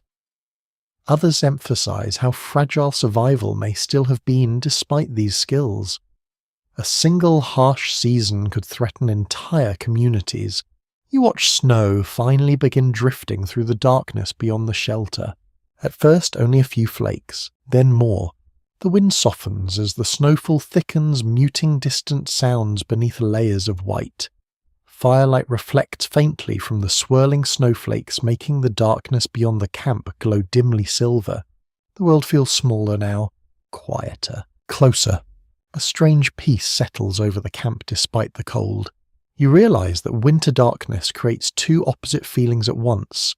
It makes the outside world more dangerous, but it also pulls people inward together. Fires burn longer. Stories continue later into the night. Bodies sleep closer. Shared warmth becomes essential. Perhaps this is one reason humans still associate winter evenings with comfort candles, blankets, soup, and glowing rooms. Somewhere deep beneath modern habits lives an older memory of surviving cold nights together. The snowfall continues. Children sleep deeply beside the fire. Adults speak softly in low-tired voices while tending the flames. Outside the shelter, darkness and snow cover the ancient world in silence. Inside the circle of light, human beings remain awake against the cold, carrying warmth forward, one careful night at a time. The snow continues through the night. Not heavily, just enough to soften the edges of the world. Outside the shelter, the land has disappeared beneath darkness and pale, drifting white. The wind no longer howls across the hills the way it did earlier. Snow has a strange habit of quieting everything. Sounds become muffled. Distance feels smaller. Even fear seems to move more slowly. Inside the shelter, the fire burns steadily while people gather close around it. But tonight you notice something different near the back wall. A small light. Not the large communal hearth at the centre of camp. Something much smaller. A shallow stone hollow filled with animal fat holding a tiny flickering flame, no bigger than a curled leaf. One person lifts it carefully in both hands and carries it deeper into the shelter. You follow. The little lamp gives off only a modest glow, but in deep darkness even the smallest light feels powerful. The flame trembles gently with movement, sending soft golden reflections across damp stone walls. Long before candles or lanterns existed, humans created portable light using stone lamps fueled by rendered animal fat or plant oils. Archaeologists have uncovered examples dating back tens of thousands of years in Ice Age Europe. Some were carved from sandstone or limestone, shallow enough to cradle burning fuel while preserving precious flame inside caves and shelters. It is a surprisingly intimate kind of light. The large fire at the centre of camp pushes back darkness broadly and loudly. This smaller lamp feels different. Personal, careful, protective. The person carrying it moves slowly through the narrow stone passage while smoke from the wick curls upward in thin grey threads. The smell reaches you immediately. Burned fat, mineral stone, warm soot. You realise how extraordinary portable light must once have seemed. Today people casually carry tiny suns in their pockets. Flashlights, phones, electric bulbs bright enough to erase night completely with the press of a switch. Ancient humans carried darkness with them constantly, and every small flame required labour fuel and attention. The passage narrows as you move farther inside. The little lamp throws long, wavering shadows across the walls. Moisture glitters on the stone ceiling overhead like tiny stars trapped underground. One fascinating detail uncovered from prehistoric cave sites is that some lamps appear remarkably well designed for stability and efficiency. Certain examples contain moss or plant fibres used as wicks, while others were shaped to reduce spilling. These were not accidental experiments. Humans refined light technology carefully because survival depended on it. You crouch lower as the passage dips. Behind you the sounds of the main shelter fade until only distant crackling remains. The darkness here feels different from outdoor darkness. Heavier, closer. The little flame becomes the entire world. You understand immediately why people protected fire so carefully. One careless movement could leave you blind inside complete blackness beneath the earth.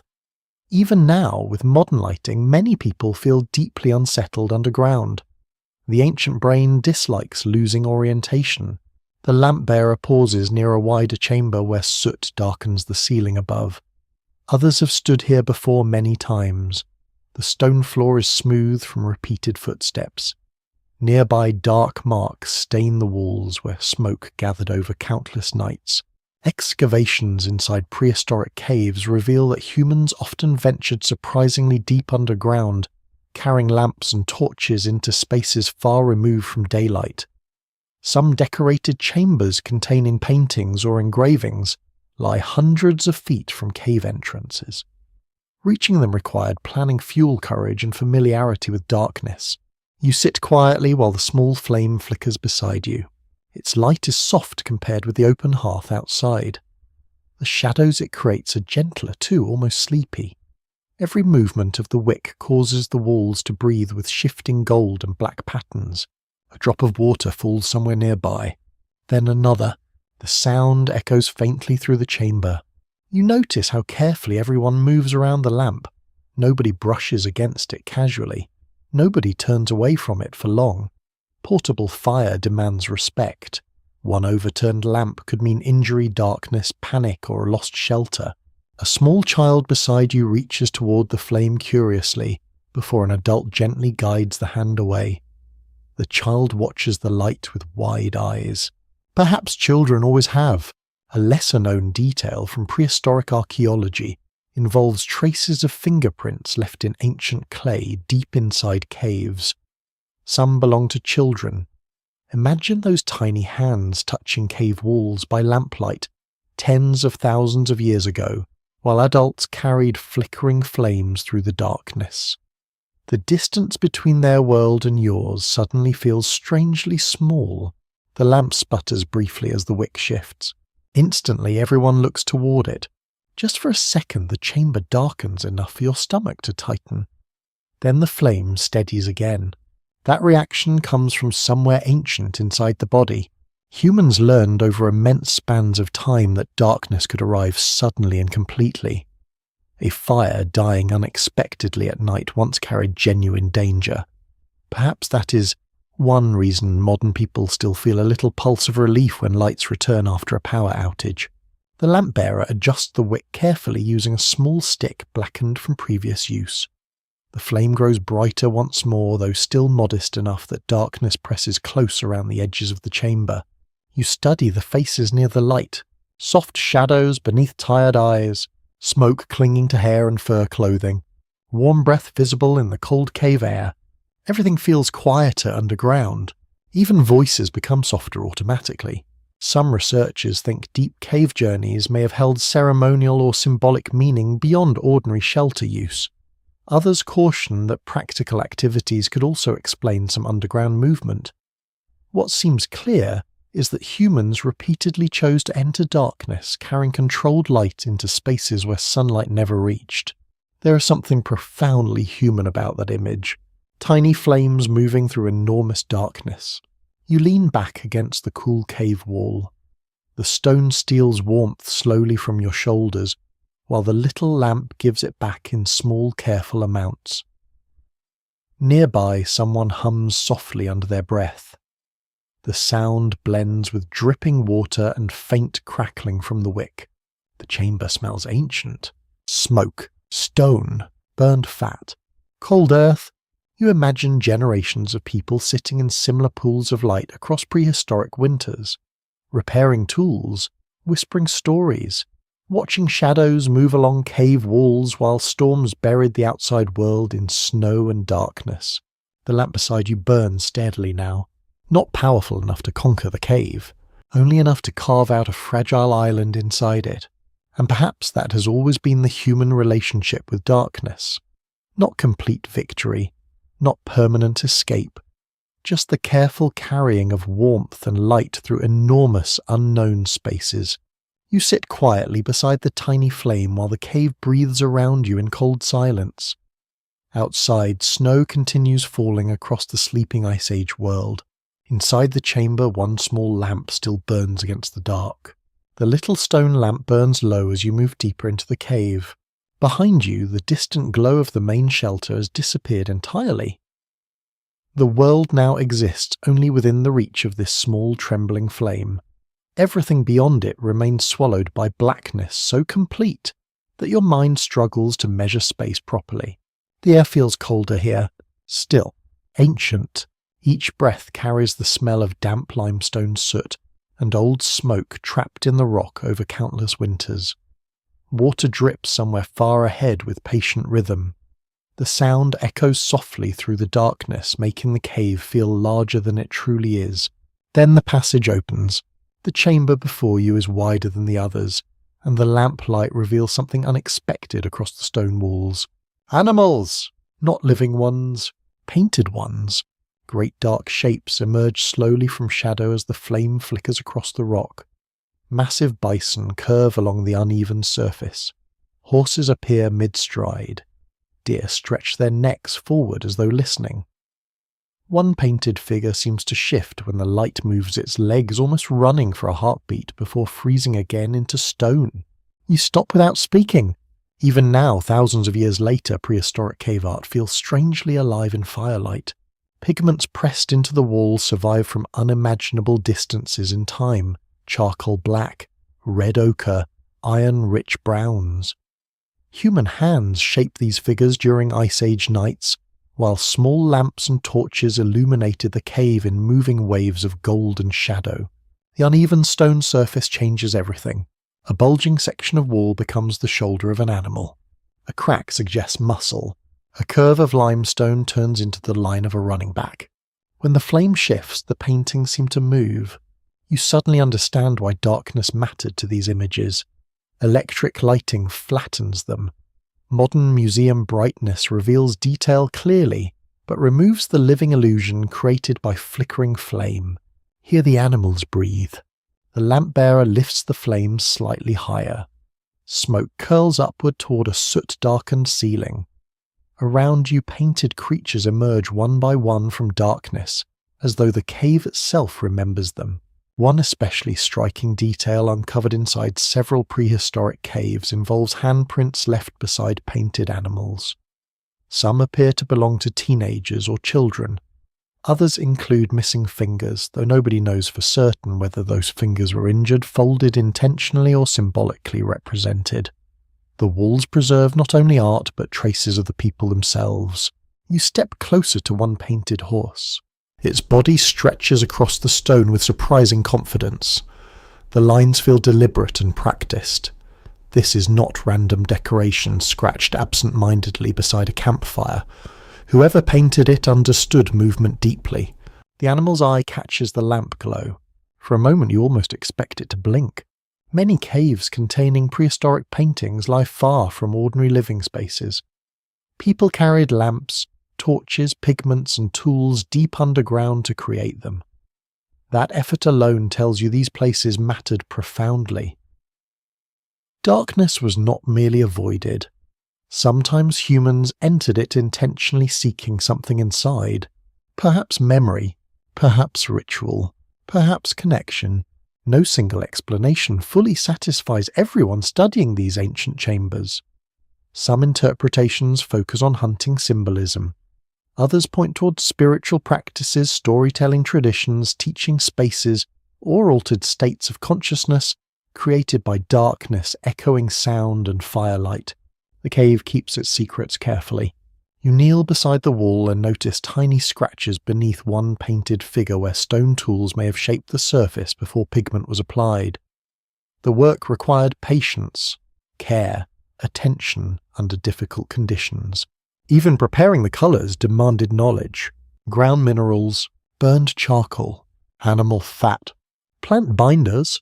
Human creativity flourished long before civilization built cities around it. A child beside you stares upward at a painted bison while the lamp flickers gently.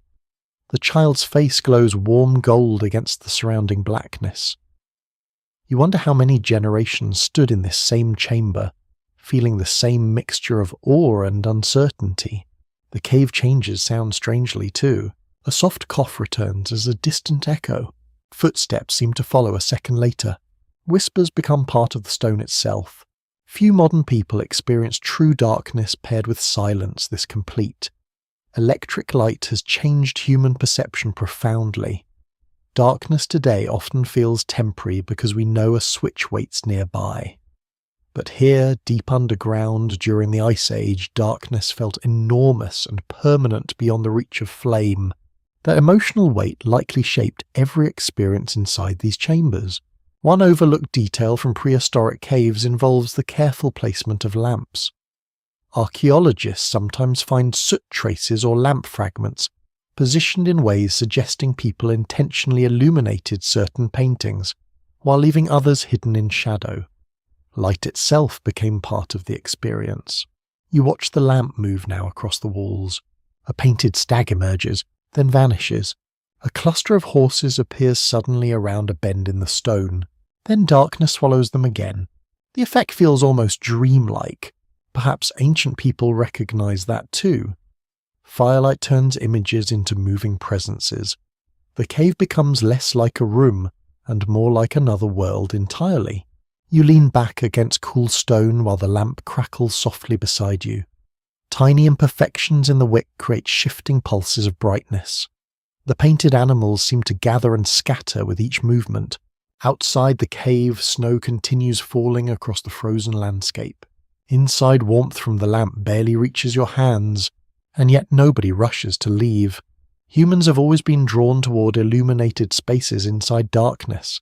Campfires, candlelit rooms, lanterns, theatre stages, screens glowing softly at midnight while people promise themselves just one more episode.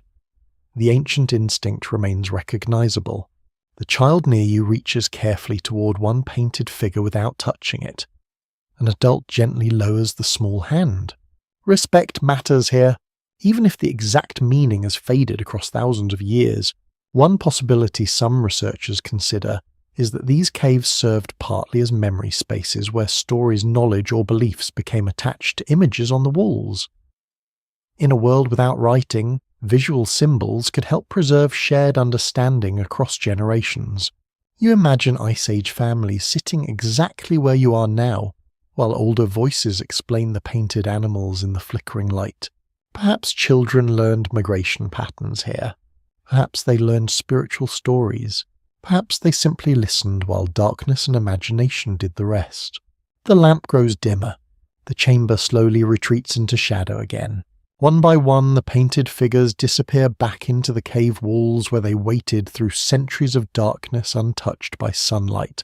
You take one final look at the great painted animals before turning back toward the distant shelter fire. The little flame leads you carefully through the black passage while the cave closes around you once more. And somewhere behind you, hidden again beneath stone and darkness, the ancient painted beasts continue running forever through flickering firelight that no longer burns. The long age of wandering slowly begins to change. Not everywhere at once, not suddenly, but little by little across different regions of the world, human beings begin staying in one place longer than before. The endless movement between seasonal camps starts to soften. Fires burn repeatedly in the same locations. Footpaths deepen into familiar routes. Seeds dropped near old camps begin sprouting where people can easily reach them again. And eventually, after countless small experiments spread across generations, fields appear. You arrive now in one of those early farming worlds. The air feels warmer here than the frozen cavelands behind you. The Ice Age is retreating gradually. Forests spread into places once dominated by open, cold grasslands. Rivers stabilize. Certain wild grains grow thick along fertile ground. The settlement before you is still small. A cluster of mud-plastered shelters rests beside a field of waving grasses touched gold by late afternoon sunlight. Smoke rises from several cooking fires, while people move between storage pits, woven baskets, grinding stones, and fenced areas, holding a few restless animals. You notice the difference immediately. The darkness here feels different too. Hunter-gatherers carried home with them through movement. Farmers anchor home to a single place. That changes how night is experienced. When evening comes, the people do not search for temporary shelter. They return to known walls, known roofs, known fires. Yet safety remains fragile.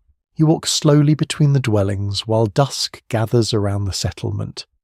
The smell of grain dust hangs in the air beside wood smoke and damp earth.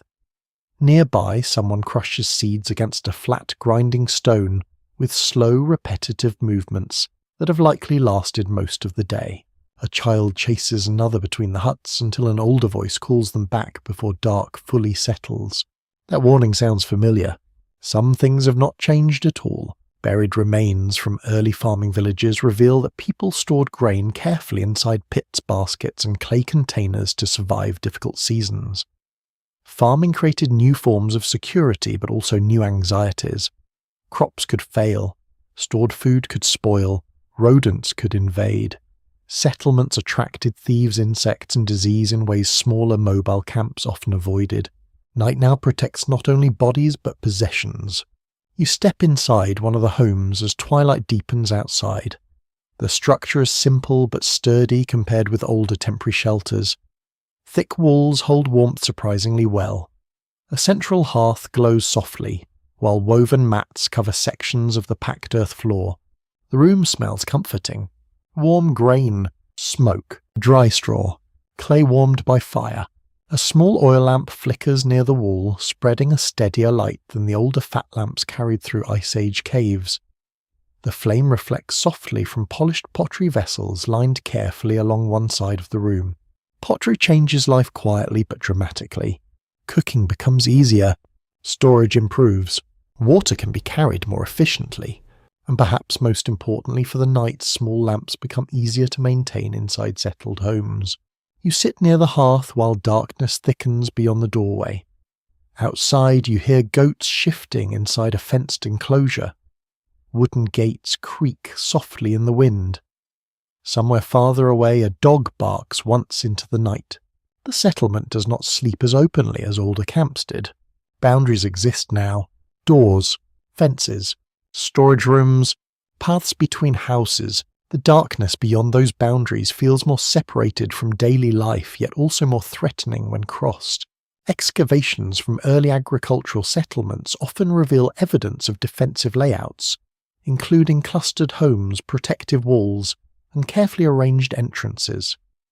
Once humans invested labour into permanent structures and stored food supplies, protecting those resources became essential. Fear changes shape when people own more things. One small but revealing detail from ancient farming villages involves mice. Grain stores attracted rodents quickly, which in turn attracted wildcats closer to human settlements. Over long stretches of time, certain cats likely adapted gradually to life around people, beginning the long relationship between humans and domesticated cats. So somewhere in the ancient night, humanity accidentally invented both agriculture and judgmental little house predators. The fire crackles softly beside you. Outside, darkness settles fully over the fields.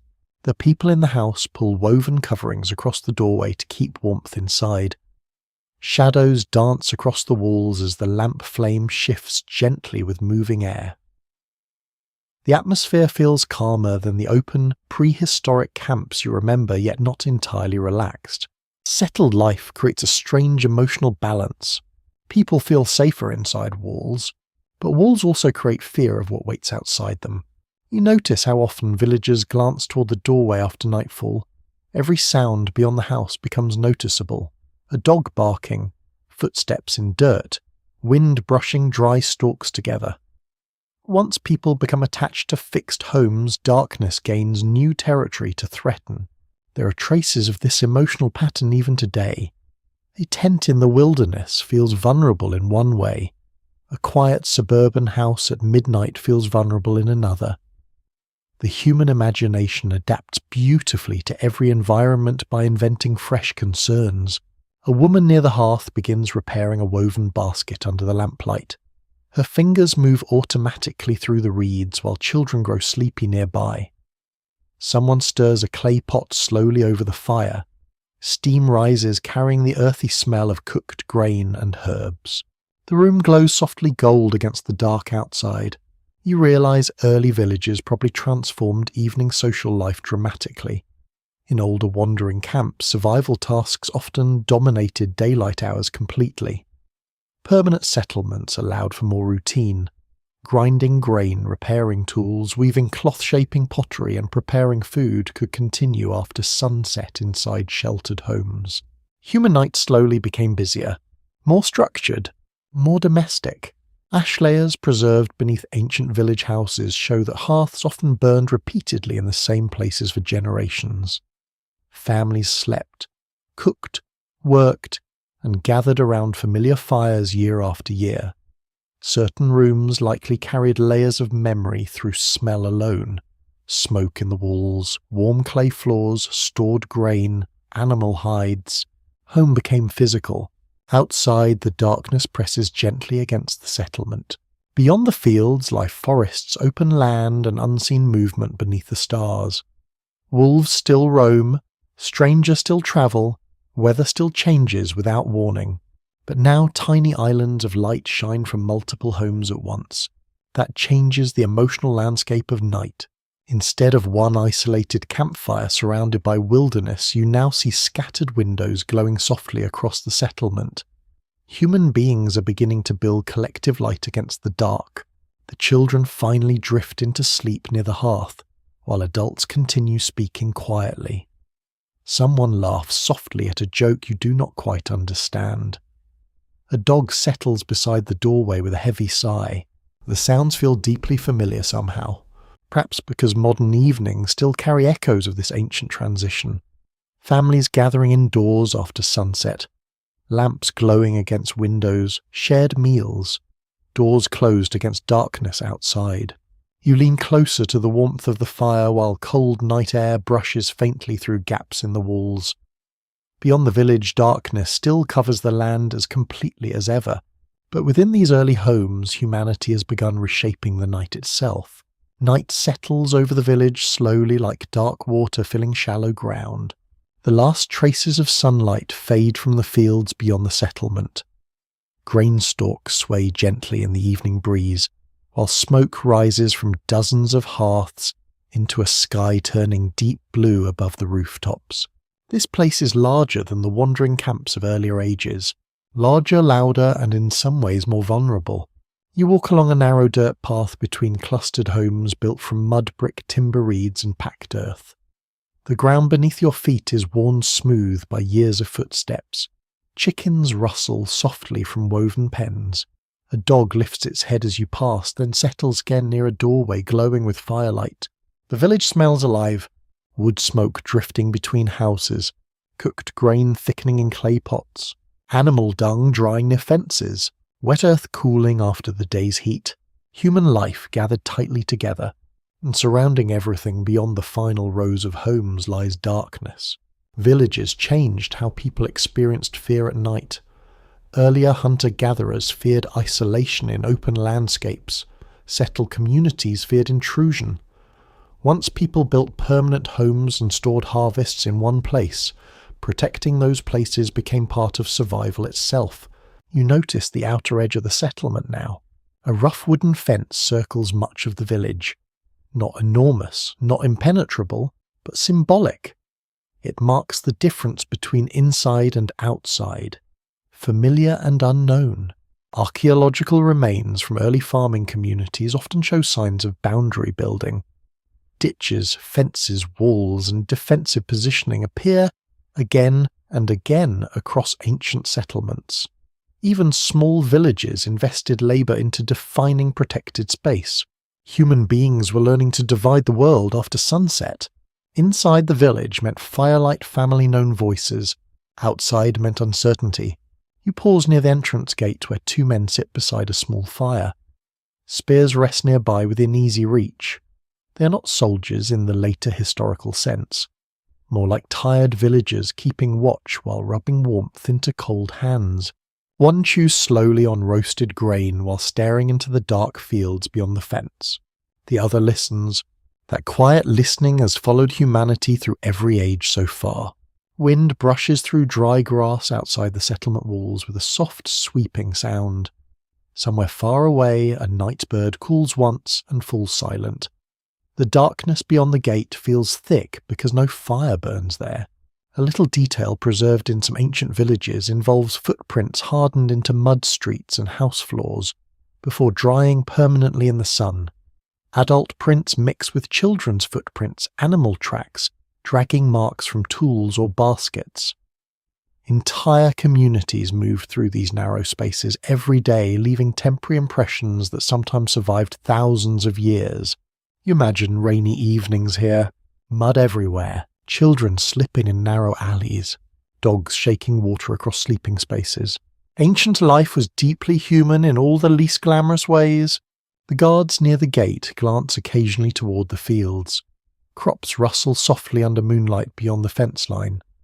Wild animals still wander there, perhaps strangers too. You realize that darkness becomes more political once settlements appear. Who belongs inside the walls? Who waits outside them? The village itself now acts almost like one large communal fire. Multiple households glow together against the night. Even from a distance, travellers would see the settlement shining softly across the landscape. Light becomes identity. One woman carrying a clay lamp walks carefully along the path toward a neighbouring house. The flame wobbles with each step, illuminating her face for brief moments before shadow returns. She shields the lamp instinctively from the wind with one hand. Ancient oil lamps discovered in farming settlements often show signs of long use through soot stains and worn edges. Some were simple, shallow bowls. Others gradually became more refined in shape as pottery skills improved. Small controlled flames extended human activity deeper into the evening than earlier generations could easily manage. You follow the woman through the village. Behind woven curtains and wooden doors, families gather around hearths. You glimpse people grinding grain, repairing clothing, carving tools, nursing infants, and sharing meals in flickering orange light. Shadows drift across walls blackened by years of smoke. Night inside the village feels layered now. Private fires inside private homes, yet all connected. One especially revealing clue from early settlements comes from how closely houses were packed together. Many villages formed dense clusters rather than spreading widely apart. People wanted proximity, shared safety, shared warmth, shared response if danger arrived after dark. A baby begins crying softly from somewhere nearby. Another voice answers immediately. Across the lane, laughter rises briefly from one house before fading again. The darkness outside the village seems farther away when so many human sounds fill the air. And still nobody fully relaxes. A dog suddenly barks toward the outer fence. Instantly several heads turn. Conversation pauses. The entire village seems to hold its breath for half a heartbeat. Then another dog answers from farther down the path. Someone mutters softly. The barking stops. Life resumes. That reaction happens automatically now. Ancient nervous systems trained by thousands of dangerous nights still linger inside human bodies. Sudden sounds after dark command, attention first, an explanation second. You continue walking toward the edge of the settlement where grain storage pits sit partly buried beneath protective coverings. These stores represent security through winter, through drought, through failed harvests. They also attract trouble, rodents, These animals. Darkness itself becomes a hiding place for loss. Evidence left behind in ancient storage areas shows people struggled constantly against pests and spoilage. Some pits were lined carefully with clay or stone to keep moisture away. Others collapsed or rotted over time. Farming reduced some dangers while introducing entirely new ones. The moon rises higher above the village, now casting pale silver light across rooftops and narrow pathways. Smoke drifts lazily upward from hearth vents into the cold air. You notice how beautiful the village looks at night from a distance. Small warm lights gather close together beneath enormous darkness, almost like stars fallen gently onto the earth. Perhaps this is why humans continue building illuminated communities even now. Cities, towns, neighborhoods, apartment windows glowing after sunset. The instinct remains ancient. Gather together, build light, hold back darkness collectively. Near the center of the village, elders sit beside a larger communal fire, speaking softly, while younger people finish evening tasks nearby. Children grow sleepy against their parents' shoulders. Clay cups pass from hand to hand. The settlement breathes like one living thing. Outside the fence, wind moves through empty fields. Inside, firelight touches human faces. You sit beside the communal flames while sparks drift upward into the night sky. Around you, walls and fences create the comforting illusion that darkness has been pushed safely away. But beyond the last line of firelight, the old world still waits patiently. Willed land, hidden movement, unknown footsteps.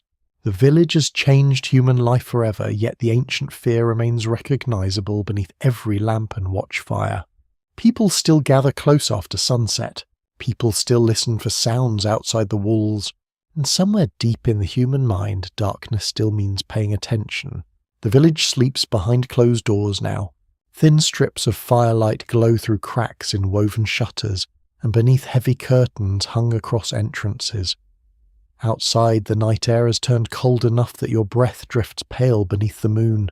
You walk slowly along the narrow paths between houses while most of the settlement rests. The darkness here no longer feels completely wild the way it once did beside prehistoric campfires or Ice Age caves. Human beings have reshaped the land too much for that.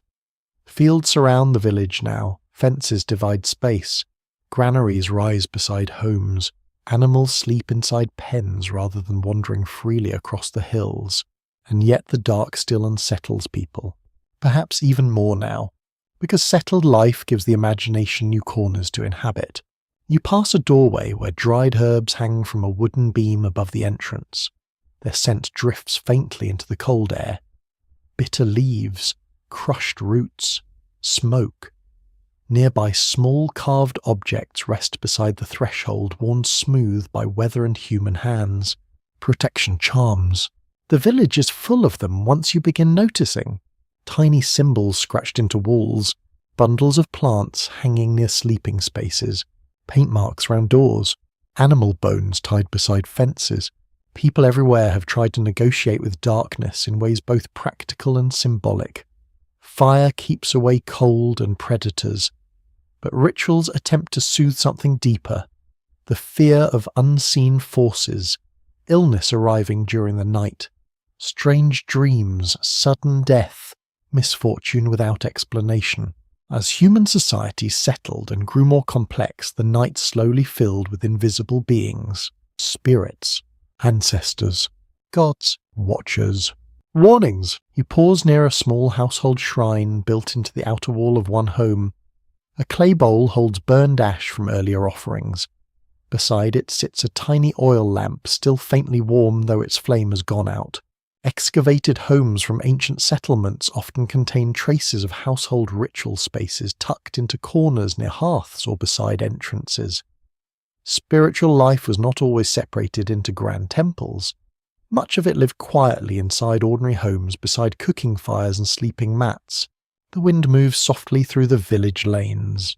A dog raises its head as you pass, watching silently, before lowering itself again beside the doorway. Animals notice things humans miss at night. People have believed that for thousands of years. In truth, animals often do hear and smell danger earlier than humans. But once fear and imagination mix together, ordinary behavior begins carrying symbolic meaning. A barking dog becomes a warning, an owl call becomes an omen. A sudden silence among insects feels suspicious. The human brain searches constantly for patterns after dark. You reach the central hearth area where embers still glow beneath ash. A few elders remain awake, wrapped in wool and fur coverings, while speaking softly beside the warmth. One of them traces shapes in the dirt with a stick, while another listens carefully. Perhaps they are discussing crops, perhaps weather, perhaps stories about things that move beyond the fields at night. Ancient belief systems often blurred practical caution with spiritual explanation. Dangerous places became sacred or cursed places. Certain times of night carried special meaning. Illness and dreams might be interpreted as messages rather than accidents. And honestly, when your only light source flickers unpredictably beside endless darkness, almost anything begins feeling possible after midnight. A faint rattling sound comes from one of the nearby fences. Instantly everyone looks up. The elders fall silent. A goat shifts restlessly behind the wooden enclosure, bumping against the posts. After a moment, the tension fades and conversation resumes quietly. Still, the interruption leaves an emotional trace behind. That reaction never fully disappears from humanity. Even now, a strange sound in the dark changes the atmosphere of a room immediately. Conversation pauses. Attention sharpens. People listen first and explain later. You sit beside the embers and warm your hands slowly. Smoke clings to your clothing. Tiny sparks glow deep red beneath collapsing ash. Above the village, clouds drift across part of the moon, dimming the paths between houses, until the settlement seems to shrink inward around its remaining lights. One intriguing detail preserved from ancient households involves carefully placed objects buried beneath thresholds or floors. Small figurines, animal remains, bead shells, or tools were sometimes hidden within homes during construction or occupation. These objects may have carried protective meaning connected to the household itself. Home was not merely shelter, it was spiritually defended space. The darkness outside the walls belonged to uncertainty. Inside belonged to family ancestors, memory and firelight. You notice a young mother stepping briefly outside her house carrying a lamp. She checks the sky, glances toward the animal pens, then returns indoors quickly, pulling the woven covering shut behind her. The motion feels familiar across thousands of years. Humans still perform small nighttime rituals before sleep, checking locks, closing curtains, turning on lights in hallways, listening for unusual sounds. The ancient nervous system continues quietly beneath modern habits. Farther down the lane, you see smoke drifting from a rooftop opening where someone still feeds a late fire. The warm smell of barley porridge carries through the cold air. Inside another house, low singing rises softly through the wall, not performance singing, more like the slow, repetitive melody used to calm children into sleep.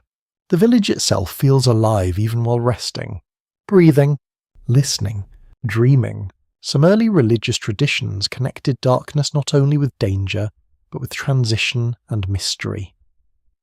Night became a time when ordinary boundaries weakened. Dreams carried messages. Ancestors drew near.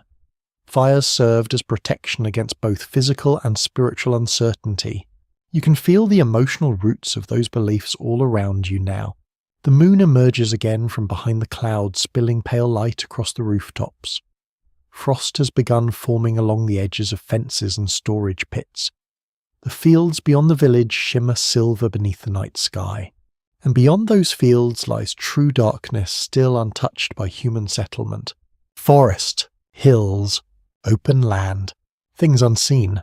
The elders near the fire finally rise slowly, joints stiff from age and cold. One carefully spreads ash over the embers to preserve heat until morning. Another whispers a few quiet words toward the household shrine before disappearing into the darkness of a nearby doorway. Tiny rituals against enormous night. You remain seated beside the fading warmth a little longer, while the village settles deeper into silence around you. The lamps inside the homes grow dim one by one. Dogs curl tighter against doorways.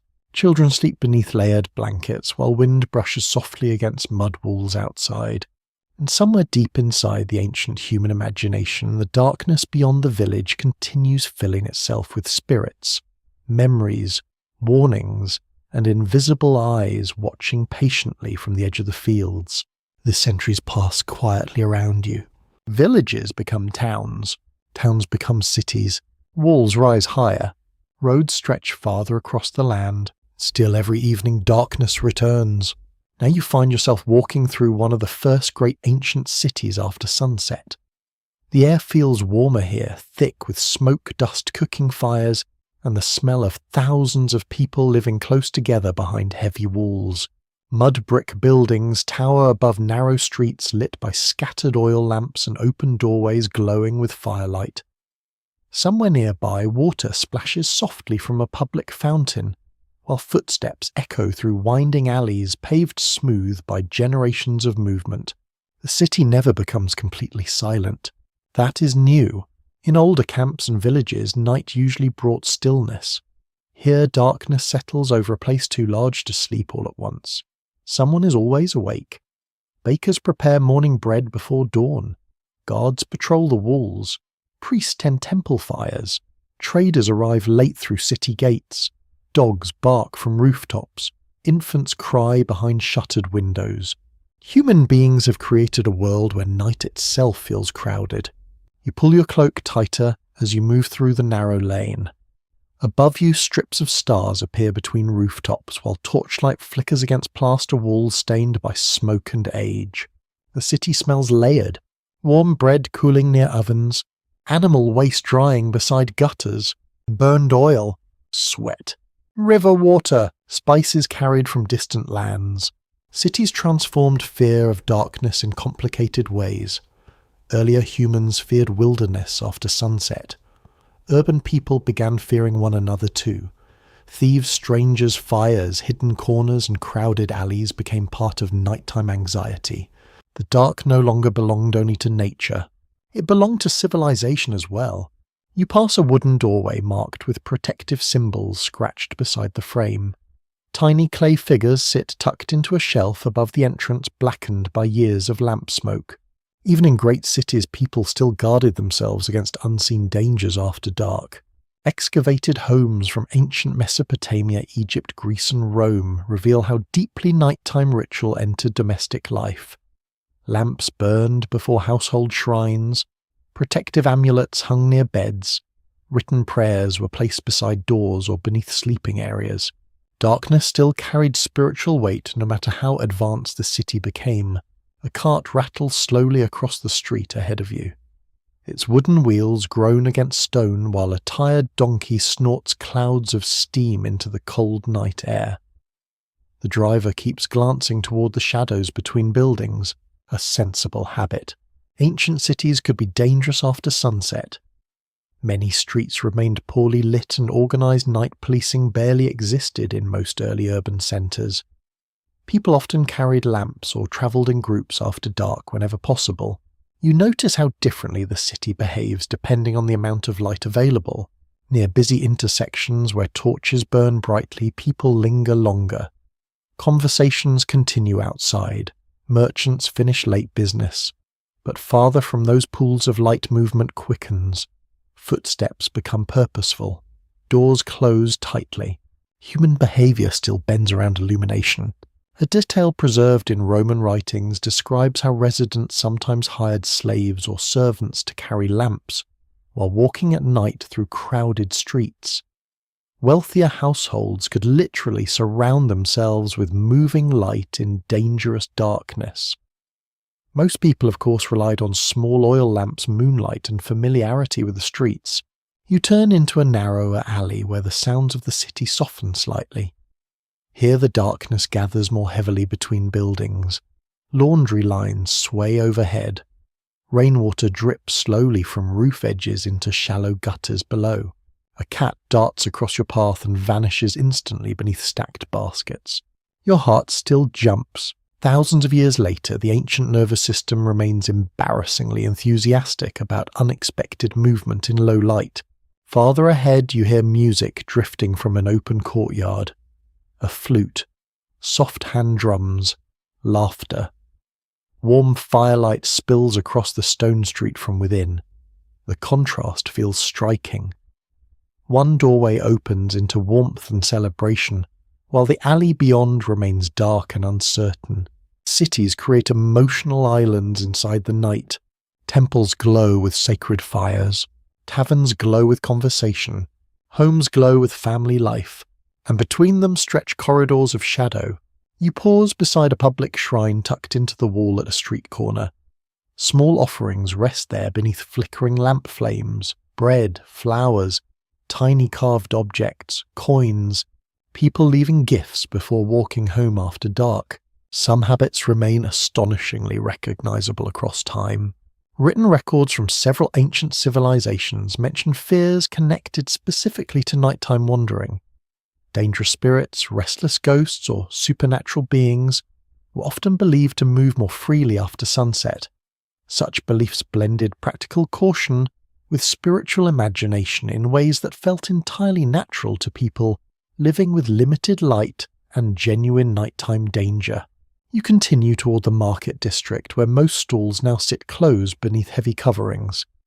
The daytime crowds are gone, leaving behind scattered debris, extinguished cook fires, and lingering smells of fish grain and animals. Yet even here signs of life remain. A baker removes fresh flatbread from a clay oven glowing red inside. A woman sweeps dust from her doorway by lamplight. A pair of men whisper beside stacked jars while glancing repeatedly down the street. Darkness changes behavior, but it does not stop life entirely. One remarkable shift in ancient cities involved the growing importance of artificial lighting. Oil lamps became increasingly common household objects across many cultures. Their designs improved steadily through centuries, producing steadier flames, longer burn times, and less smoke. Tiny technological changes slowly extended human control over the night, but only partly. The stars still shine overhead beyond the rooftops.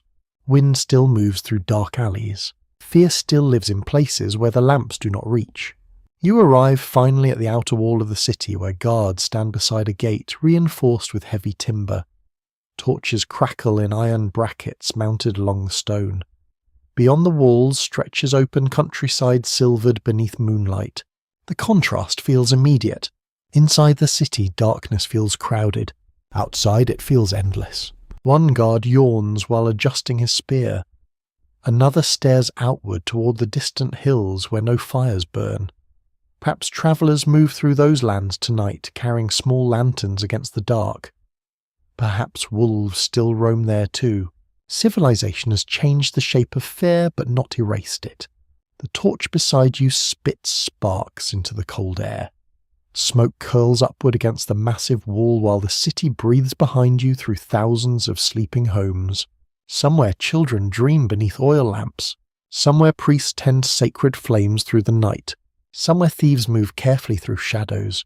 And above it all, the darkness remains ancient, patient, and familiar, stretching far beyond the city walls exactly as it did beside the first human fires long ago. The city fades behind you over time. Stone roads stretch farther across the world, now linking towns, ports, farms, and distant kingdoms beneath the same stars. Human beings travel more widely than before, carrying goods, stories, beliefs, fears, and firelight from one place to another. Tonight you travel with a caravan. The road beneath your feet is pale beneath the moon, packed hard by carts, sandals, hooves, and countless journeys made before yours. On either side of the road, darkness spreads across open countryside, where fields and forests dissolve into shadow. You walk beside slow-moving wagons loaded with sacks, pottery wool oil jars, and bundles wrapped carefully against moisture. Oxen breathe heavily in the cool night air, while leather harnesses creak softly with each step. Travel after sunset has become more common in this world, not because darkness feels safe, because sometimes the heat of the day becomes unbearable, especially in warmer regions where midday sun drains strength quickly. Night travel offers cooler air, quieter roads, and smoother movement for animals carrying heavy loads. Still, nobody treats the darkness casually. Lanterns swing from the wagons in slow golden arcs, lighting only small patches of the road at a time. Beyond those trembling circles of light, the land remains unreadable. You hear insects in the grass, water somewhere nearby, the distant bark of a dog from an unseen farm, and every so often the caravan leader glances into the darkness beyond the road with practiced caution. Long-distance trade routes transformed nighttime life in subtle ways. Inns, roadside shrines, watch posts and signal fires gradually appeared along major roads across many civilizations. Yet even with these developments, most journeys after dark remained physically demanding and emotionally tense. A road at night is never just a road. It becomes possibility, a broken wheel, a hidden ditch, bandits waiting beyond the trees, a traveller asking for help, or simply the fear of losing direction under clouded skies. You pull your cloak tighter as a cool wind drifts across the fields. Dust rises softly beneath the wagon wheels and settles again across your sandals. Ahead, one of the drivers begins humming under his breath. Not loudly, just enough to soften the silence. Humans often fill darkness with sound when they feel uncertain. Songs, conversation, humming, whistling, even talking to animals. Noise reassures the nervous system that other people remain nearby. The caravan passes a small roadside shrine marked by a weathered stone figure holding an oil lamp protected behind glass. Fresh flowers rest at its base beside burned incense and scattered coins. Travellers have paused here recently, perhaps asking for protection before continuing through the dark. The relationship between roads and superstition appears again and again throughout history. Crossroads especially gathered strange reputations in many cultures. They became places associated with spirits, ghosts, bargains, wandering souls, and bad luck after sunset. Roads connected civilization, but they also crossed lonely spaces where people felt exposed, and loneliness changes how darkness feels. A little farther ahead, the caravan slows near a narrow bridge crossing black water. Lantern light reflects softly from the river surface below, while frogs croak somewhere along the muddy banks. Everyone grows quieter automatically. Bridges feel vulnerable at night. The wagons cross one by one with slow wooden groans. Water slips beneath the planks, carrying moonlight downstream into darkness.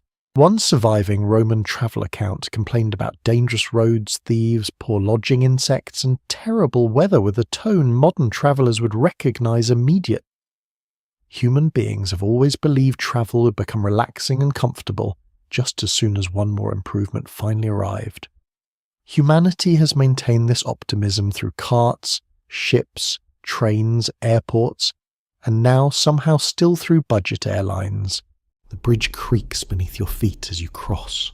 Cold, damp air rises from the river. The lantern flames flutter in the wind, briefly dimming. For 1 second, the darkness beyond the bridge feels enormous. Then the light steady again. The caravan continues. Some of the travellers begin speaking quietly now, telling stories to pass the hours. A merchant describes storms at sea. Another recalls sleeping beneath ruined temple columns during an earlier journey. One older traveller warns younger companions about roads where wolves still followed caravans during harsh winters. Road stories often grow larger at night. Fear sharpens memory. You notice how carefully the caravan protects its light sources. Oil is precious. Flames are shielded constantly from wind. Spare wicks remain wrapped in cloth. If the lanterns failed entirely beneath clouded skies, the road itself might disappear. The smell of burning oil drift around you, mixed with animal sweat, leather dust, and crushed grass. Somewhere overhead, clouds begin sliding slowly across the moon. Immediately, the darkness thickens. The road fades. Trees along the roadside lose their shape and become black masses against darker sky. Conversation softens. Even the oxen seem to move more carefully. Moonlight mattered deeply before modern lighting. Travellers often planned movement around lunar phases whenever possible. A bright moon could double visibility across open ground. A moonless night transformed ordinary travel into exhausting uncertainty. You understand now why ancient calendars paid such attention to the sky. The caravan leader raises his lantern higher while scanning the road ahead. The flame illuminates drifting dust particles like tiny glowing insects suspended in air. Farther ahead, another light appears, small, moving slowly toward you through the dark. Instantly, the caravan tightens together. Hands move toward knives. Voices stop. Nobody knows yet whether the approaching traveller brings news, trade trouble, or danger. This is how darkness works on human imagination. In daylight, another traveller is simply another traveller. At night, the unknown expands around them, until the lantern comes close enough to reveal details. Eventually the figure resolves into a lone rider leading a tired horse. Relief spreads quietly through the group. The rider exchanges brief greetings, asks about road conditions ahead, warns of muddy ground farther east, then continues into the darkness behind you. Such encounters probably happened endlessly across ancient roads. Brief islands of human contact passing each other beneath vast night skies. The clouds finally move on, revealing the moon again. Silver light spills across the countryside. Tension eases almost immediately. You notice how emotional the return of light feels. Ancient travellers must have experienced this constantly. Fear rising with darkness. Relief arriving with flame moonlight dawn or familiar voices nearby. Ahead in the distance, you finally see it. An inn. Tiny warm lights glowing beside the road. After hours inside uncertain darkness, the sight feels almost miraculous. People straighten. Animals quicken slightly. Even exhaustion softens. The inn itself is humble. Wooden beams, smoke rising from a chimney, stable fences beside muddy ground. But tonight it might as well be a palace, because inside waits warmth, Food. other people, protected sleep. You walk toward the lantern glow while cold wind continues moving across the dark fields behind you. And deep inside your chest, the oldest human instinct still whispers the same thing it whispered beside prehistoric fires tens of thousands of years ago. Keep moving toward the light. The inn feels impossibly warm after the road. You step inside, carrying the cold night air with you, and immediately the smell of smoke stew. Damp wool and old timber wraps around your body like another layer of clothing. The room glows gold beneath hanging oil lamps, and a wide hearth burning at the centre of the common hall. Shadows drift softly across wooden beams blackened by years of smoke. Travellers sit close together along rough tables, while rain begins tapping faintly against the shutters outside. The darkness remains out there beyond the walls, but for tonight you're inside. You find a place near the fire where wet boots steam gently against the heat. Nearby, a merchant loosens stiff shoulders after days on the road. A pair of sailors warm their hands around clay cups while speaking quietly in a language unfamiliar to you. In one corner, a child sleeps curled beneath a blanket while adults continue talking overhead. The inn gathers strangers into temporary safety. That alone makes it powerful. For most of human history, nighttime travel remained deeply uncomfortable. Roads became muddy, landmarks vanished. Weather changed suddenly, and simple injuries grew far more dangerous after sunset. Places offering shelter, warmth, and reliable firelight became emotional anchors scattered across uncertain landscapes. You listen to the sounds filling the room. Crackling wood, low conversation, spoons against bowls, rain strengthening outside, the occasional laugh rising briefly before fading again. Compared with the open darkness beyond the walls, the inn feels almost dreamlike in its comfort. One thing becomes obvious quickly. Nobody here fully trusts the night. Travellers keep their belongings close. Cloaks hang within reach. Knives rest beside sleep-in spaces. Even inside a crowded inn, people glance toward the door, whenever wind rattles it unexpectedly. Ancient and medieval inns often carried mixed reputations. Some provided genuine hospitality and protection. Others became known for theft, overcrowding fleas, watered wines, suspicious stews, or owners who charged astonishing prices for hay and stale bread. Human beings invented travel complaints almost immediately after inventing travel itself. You warm your hands closer to the fire. The heat stings pleasantly against cold fingers, while smoke drifts upward, carrying sparks toward the rafters. Soot stains spread across the ceiling like dark clouds frozen in wood. Near the hearth, one traveller begins telling a story about a forest road farther north, where wagons supposedly vanished after dark. Others listen with varying degrees of seriousness. Night stories thrive in places like this. Roads already carry uncertainty. Add darkness, exhaustion, unfamiliar surroundings, and flickering firelight, and the imagination happily begins furnishing the landscape with ghosts, bandits, cursed bridges, wandering spirits, or mysterious lights moving through marshes.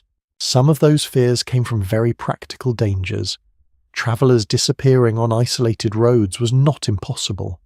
Neither were accidents, storms, robbery, or getting lost in bad weather. But once stories repeated across generations, ordinary fear slowly gained supernatural decoration. The innkeeper passes carrying fresh bread still warm from the oven. The smell fills the room immediately. Hunger sharpens among the travellers like another living thing. You notice how carefully the building itself is arranged around warmth. Sleeping spaces cluster near interior walls. Heavy curtains block drafts. Animals are kept in attached stables for heat and security. Every architectural choice reveals how deeply people organize life around surviving cold nights before modern heating existed. Rainwater now runs steadily from the roof outside. Occasionally wind pushes moisture through cracks around the shutters, carrying brief breaths of cold air across the room before the hearth swallows them again. One fascinating detail preserved in surviving medieval accounts involves communal sleeping. Inns often packed multiple travellers together into shared rooms or even shared beds, depending on status and crowding. Privacy after dark was a luxury most ordinary people rarely experienced while travelling, which means strangers spent countless nights listening to each other breathe, snore, mutter in dreams, cough from smoke or stumble, half awake toward chamber pots in total darkness. Human history is wonderfully dignified in paintings and astonishingly uncomfortable in practice. A dog sprawls near the fire, twitching occasionally in sleep. Every so often its ears lift towards sounds outside before settling again. Animals remain part of the nighttime warning system even here. The storm grows heavier. Rain drums steadily against the roof while wind presses at the shutters, hard enough to make the wood creak softly. The travellers instinctively draw closer to the fire. Storms transform darkness into something physical. Not merely absence of light, but movement, sound pressure, and uncertainty surrounding the shelter from every side. You sip warm broth from a clay bowl while steam fogs briefly before your face. The heat settles slowly through your body. Around the room, exhaustion begins overtaking conversation. One traveller falls asleep upright against the wall. Another quietly unwraps bandages around blistered feet near the hearth. Travel after dark left marks on the body, mud-soaked clothing, cold hands, strained muscles, smoke-irritated eyes, and always the low, steady tension of uncertainty lingering beneath the journey. You glance toward the shutters where rainwater slides down in silver lines beneath occasional flashes of distant lightning. For one heartbeat the room brightens stark white, before settling back into soft amber firelight. Several travellers pause automatically. Lightning still unsettles humans in ways difficult to fully explain, perhaps because it briefly turns night into day and then steals visibility away again just as quickly. The innkeeper moves through the room, extinguishing a few unnecessary lamps to conserve oil. Immediately the shadows deepen along the walls. The room feels smaller, more intimate, more ancient. One corner disappears entirely into darkness where only the glow of embers reaches faintly across the floorboards. You realize how relative safety always remained before electric light. Even inside strong walls, beside a large fire, darkness still gathered at the edges of human space, waiting patiently for the lamps to weaken. Eventually the travellers settle into sleep one by one. Blankets rustle. Boots are tucked beneath benches. The fire burns lower. Rain continues beyond the walls. You lie near the warmth of the hearth, listening to unfamiliar breathing all around you. Strangers sleep shoulder to shoulder because the night outside feels colder than discomfort. And perhaps that is another ancient truth humans carried forward through history. Darkness pushes people together, sometimes through fear, sometimes through necessity, sometimes simply because warm firelight and nearby voices make the enormous world feel a little smaller until morning comes again. By the time morning finally arrives, the storm has passed. You wake to the smell of damp wood cooling ash and fresh bread baking somewhere nearby. Pale light leaks through the shutters in thin silver lines, while travellers stir slowly around the inn, rubbing stiff shoulders and gathering scattered belongings from the floor. Outside, the world glistens with rain. Mud fills the road in long dark ribbons. Water drips steadily from roof edges into puddles below. Horses stamp impatiently in the stable yard while cold mist hangs low over the countryside. The night already feels distant. That is one of darkness's strange tricks. While you're inside it, the fears feel enormous. Then dawn arrives, birds begin calling, and suddenly the same road looks manageable again. The same forest seems less threatening. The same creaking noises become ordinary wood and wind instead of imagined dangers lurking just beyond the lantern glow. Human beings have always transformed emotionally with daylight. You step outside the inn and pull your cloak tighter against the damp morning air. Smoke rises from chimneys in soft grey streams while travellers prepare for departure beneath a pale sky still heavy with retreating clouds. The road ahead leads toward a medieval town surrounded by thick stone walls. You travel there slowly through the day. Hours pass beneath shifting weather, until finally near dusk the town appears beyond wet fields and low hills. Its towers rise dark against the fading sky, while crows circle overhead before settling along the battlements, and once again evening begins descending. You approach the gate just as guards prepare to close it for the night. This world fears darkness deeply, not the ancient prehistoric fear of predators outside the firelight exactly. Medieval fear carries layers of religion, superstition, disease, war, famine, and uncertainty woven together into everyday life. The dark has become morally symbolic now. Light belongs to safety, goodness, divine protection. Darkness belongs to danger, sin, temptation, sickness, and things best avoided after sunset. The gate groans shut behind you with heavy finality. Inside the town, narrow streets twist between timber-framed buildings leaning so close together overhead that they almost touch. Upper floors jut outward above the muddy lanes blocking much of the remaining daylight, even before sunset fully arrives. The town grows dim quickly. People hurry now. Market stalls close. Buckets of waste are dumped into gutters before nightfall. Candles appear behind shutters. Voices echo differently once darkness begins filling the streets. You smell wet straw chimney smoke, livestock, damp wool and bread cooling in nearby bakeries. Somewhere farther away, church bells ring softly through the evening mist. The sound settles over the town like a reminder. Night is coming! Many medieval towns enforced curfews after dark. Bells sometimes signalled when fires should be covered, businesses closed, and ordinary movement through the streets reduced. Open flames posed enormous danger in crowded wooden settlements, where entire neighbourhoods could burn quickly from a single accident. You notice lantern hooks mounted along a few major streets, though only wealthier areas keep regular lights burning through much of the night. Most lanes remain dim once household shutters close. Darkness gathers early here. A woman carrying a basket nearly collides with you at the corner of a narrow alley. She apologizes quickly, glances upward at the darkening sky, then hurries away faster than before. Nobody wants to linger outside too late.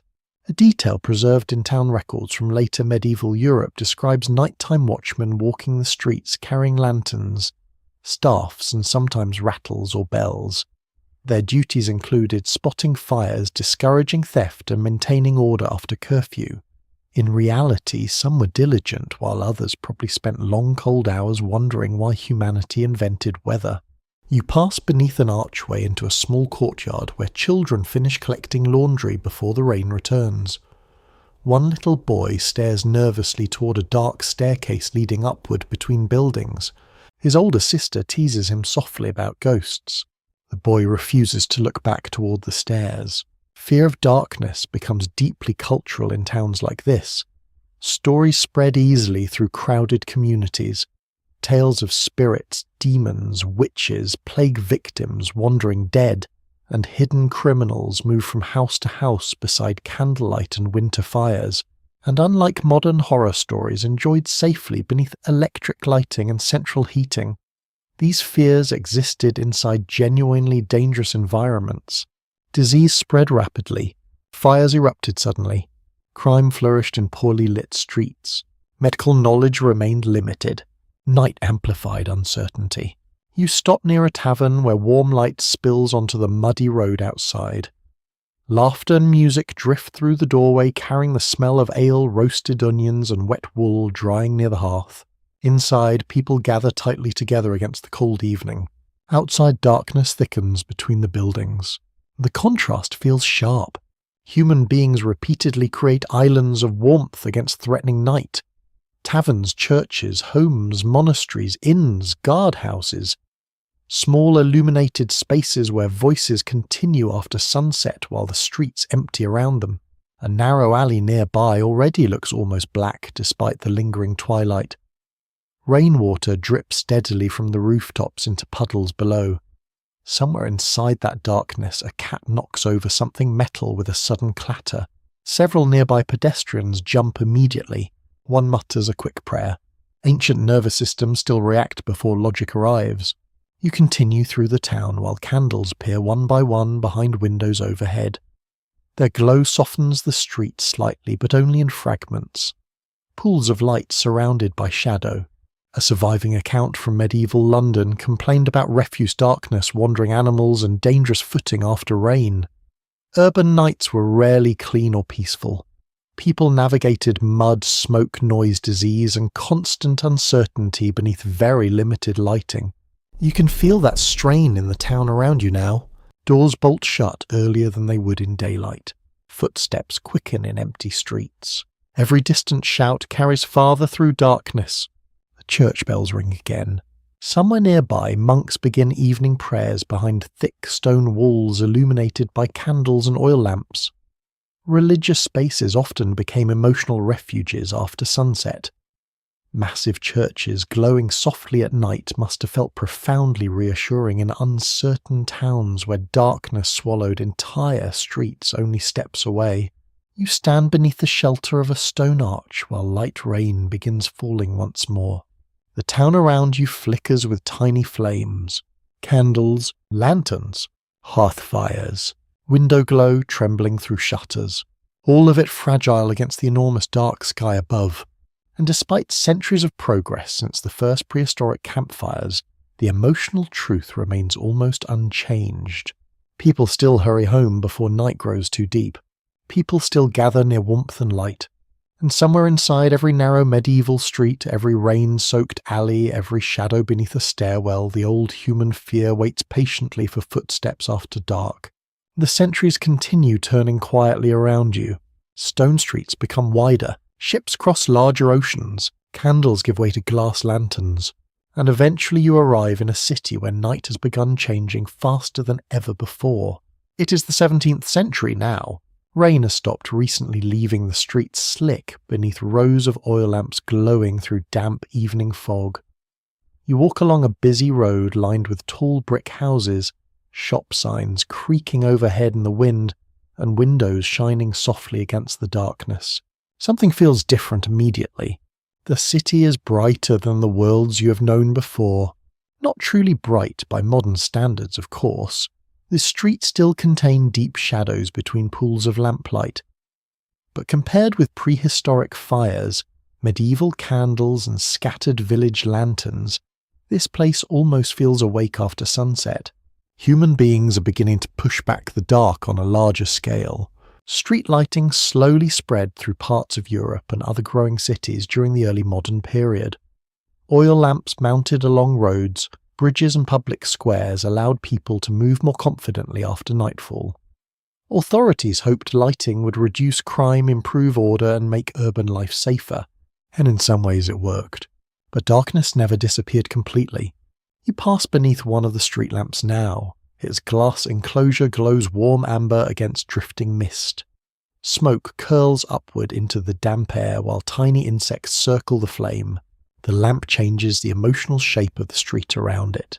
People linger nearby talking. A cart unloads goods even though night has already fallen. Two women carry baskets home without rushing quite as quickly as medieval townspeople once did. Light stretches the evening longer.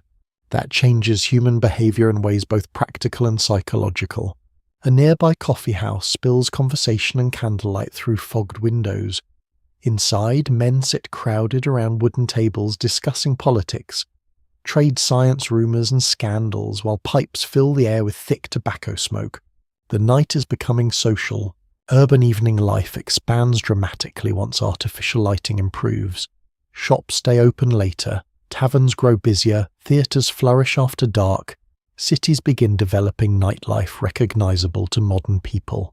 And still fear lingers just beyond the glow. You turn down a side street where fewer lamps burn. Immediately the mood changes. The fog thickens between the buildings. Footsteps echo more sharply. Doorways disappear into shadow. A drunk man mutters to himself near a gutter, while somewhere overhead a shutter bangs repeatedly in the wind. The brighter cities become the more noticeable darkness feels where it remains.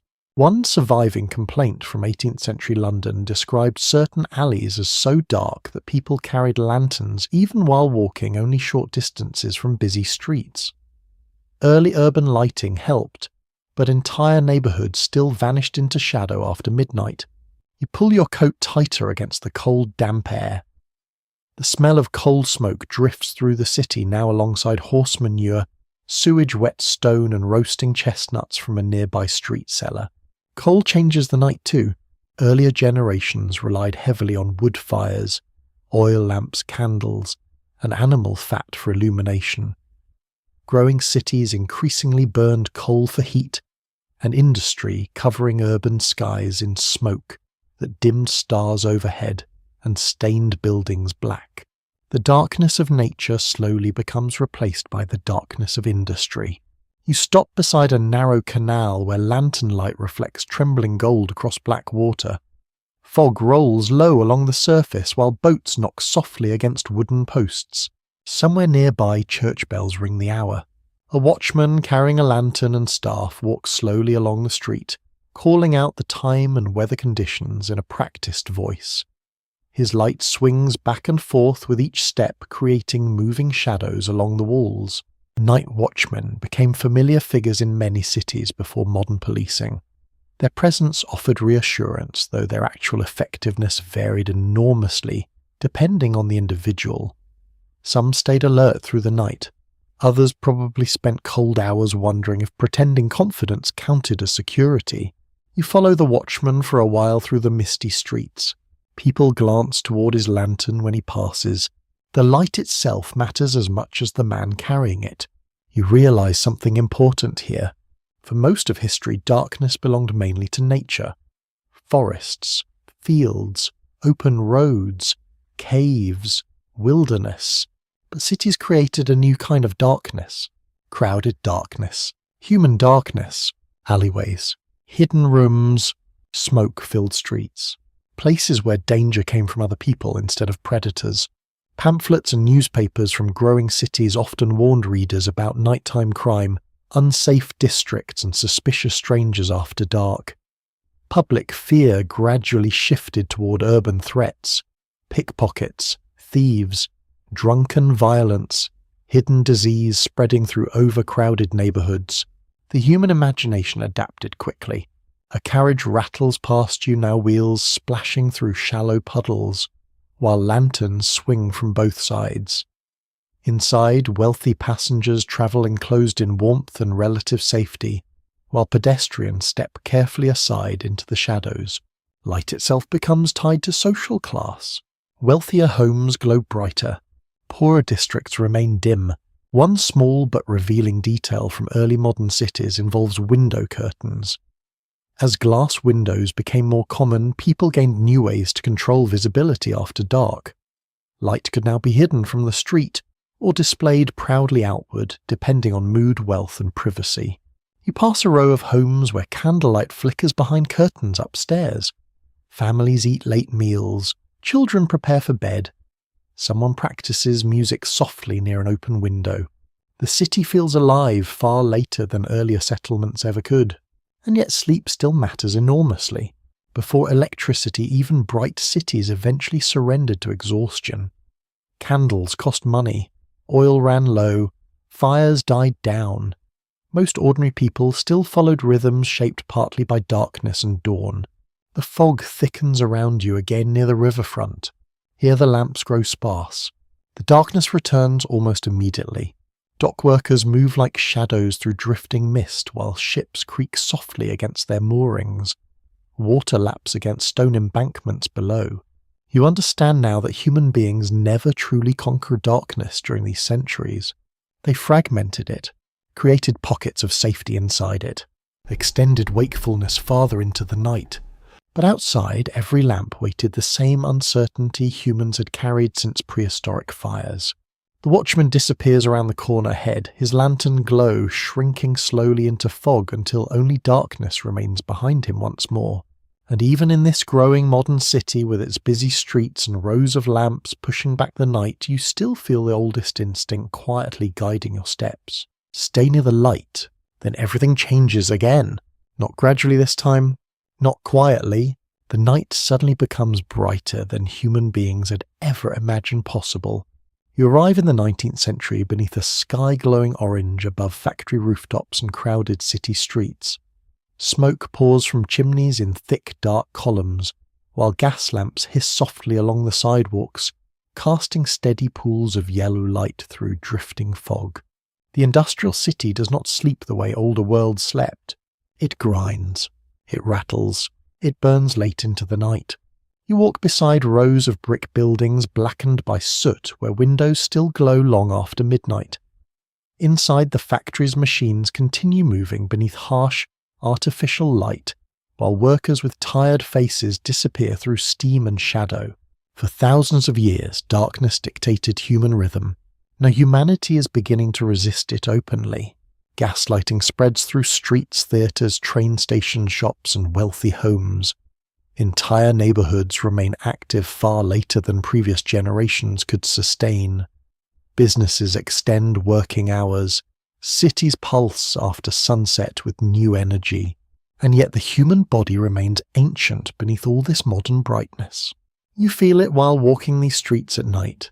Exhaustion hangs over the city like another layer of smoke. The air smells thick and heavy. Coal, oil, rain on stone, horse manure, machine grease, hot metal cooling after long labour. The darkness here is no longer empty. It competes with artificial light constantly. You pause beneath a gas lamp mounted on a cast iron post. The flame inside trembles behind glass while faint heat radiates into the cold night air. Moths circle the light endlessly until vanishing into darkness again. The lamp hums softly. That sound alone would have seemed astonishing to earlier generations raised on firelight and candles. Rows of gas lamps transformed urban nights dramatically. Main roads became easier to navigate after dark. Public spaces remained active longer. Theatres and cafes flourished beneath artificial illumination. Even simple evening walks grew more common among middle and upper classes, once streets no longer vanish completely after sunset. Still, the shadows never disappear entirely. You turn into a narrower lane where fewer lamps burn. Immediately the city changes character. Fog gathers thickly between the buildings. Laundry lines sag overhead. Water drips steadily from gutters onto uneven cobblestones below. The sounds of the brighter streets fade behind you until only distant carriage wheels and factory whistles remain. Darkness survives in fragments now. Alleys, basements, factory yards, poor districts where lamps are sparse and smoke blocks the moon overhead. The industrial city creates a strange contradiction. The brighter some streets become, the more unsettling the remaining dark spaces feel. A newspaper boy rushes past carrying evening editions beneath one arm. His boots splash through puddles while the gaslights reflect in wet stone around him. Children work late in this world. So do factory labourers. So do bakers, dock workers, laundresses and chimney sweeps. Artificial light extends labour as much as leisure. One small clue preserved inside factory records reveals how dramatically nighttime schedules changed during industrialisation. Workers often endured shifts beginning before dawn or ending deep into the night beneath artificial illumination. Human sleep patterns, once tied closely to sunset and sunrise, became increasingly shaped by machinery and economic demand. You feel that strain in the city itself. People remain awake longer, but not necessarily happier. A woman closes heavy curtains across a lit window overhead.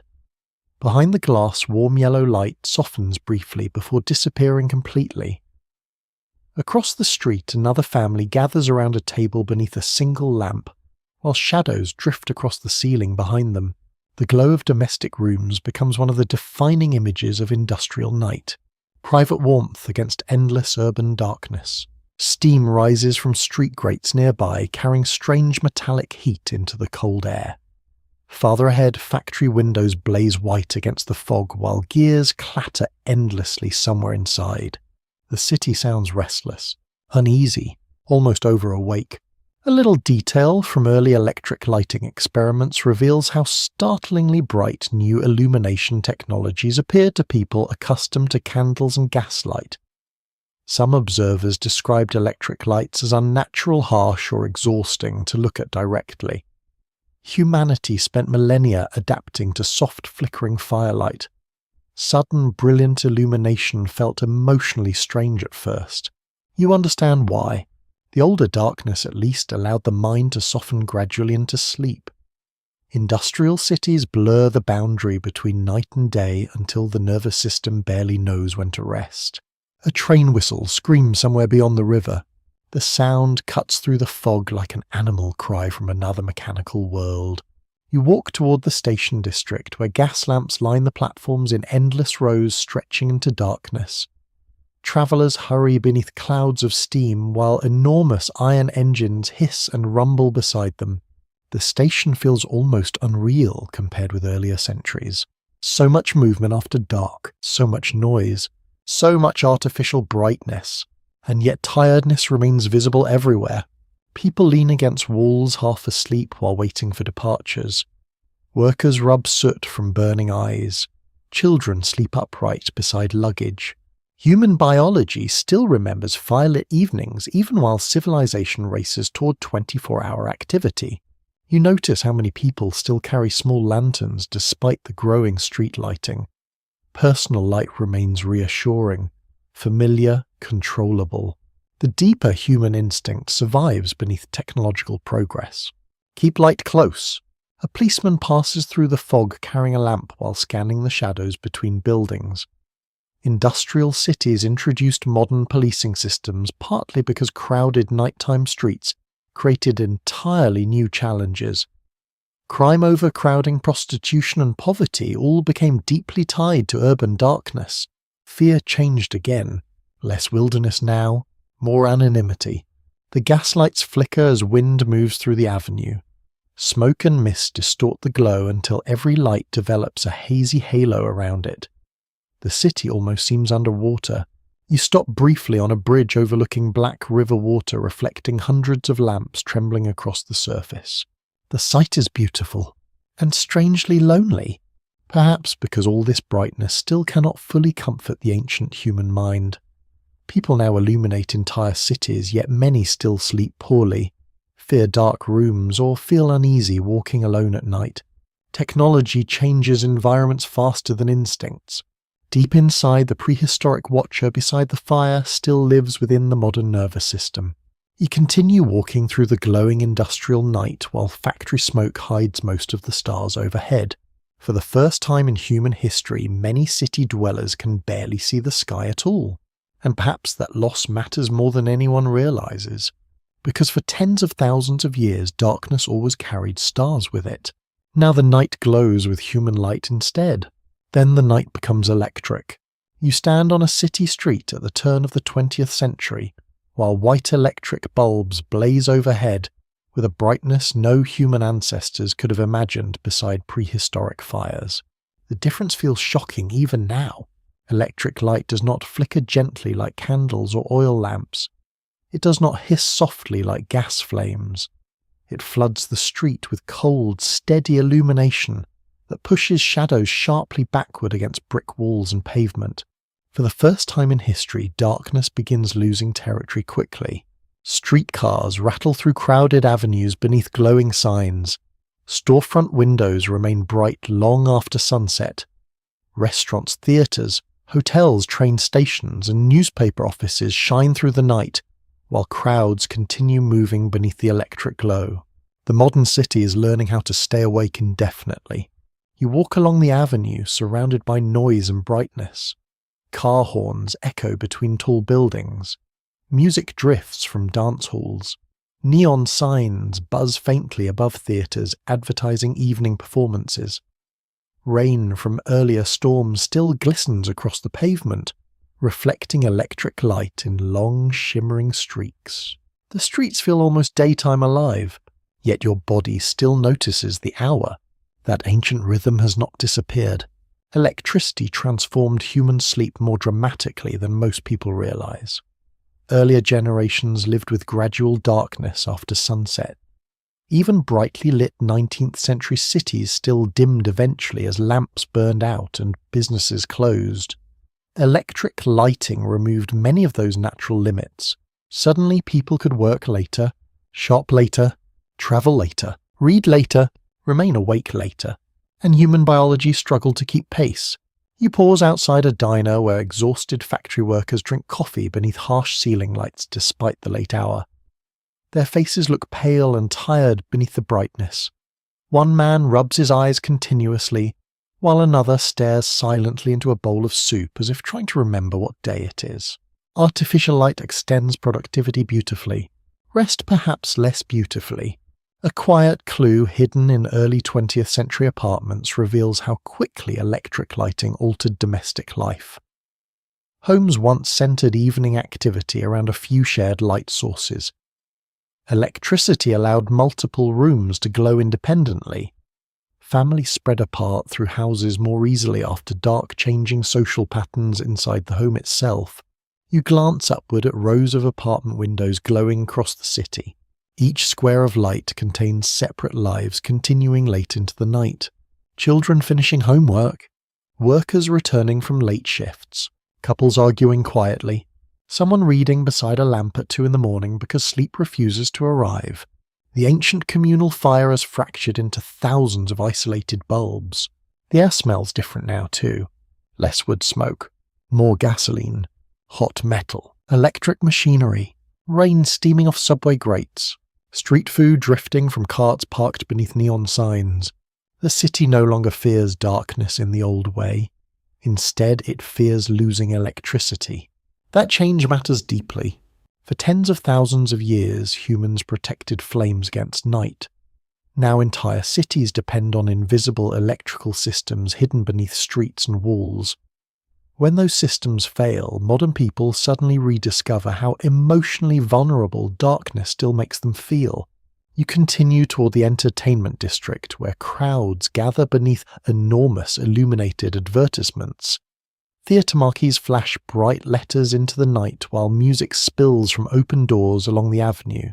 The city feels excited after dark now, restless, stimulated, almost intoxicated by its own brightness. Electric signs became symbols of modernity in growing urban centres.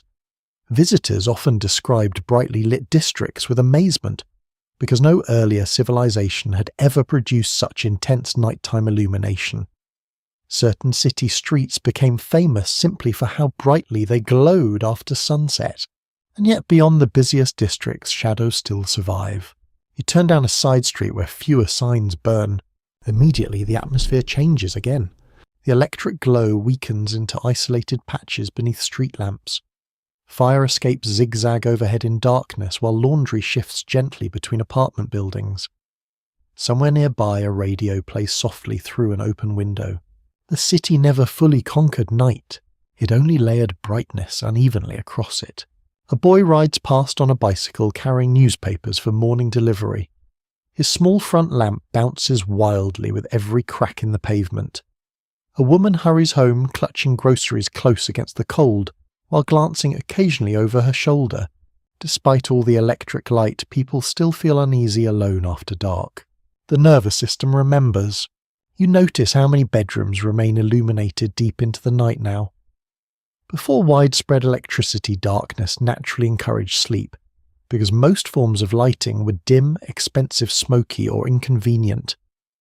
Electric bulbs changed that relationship completely.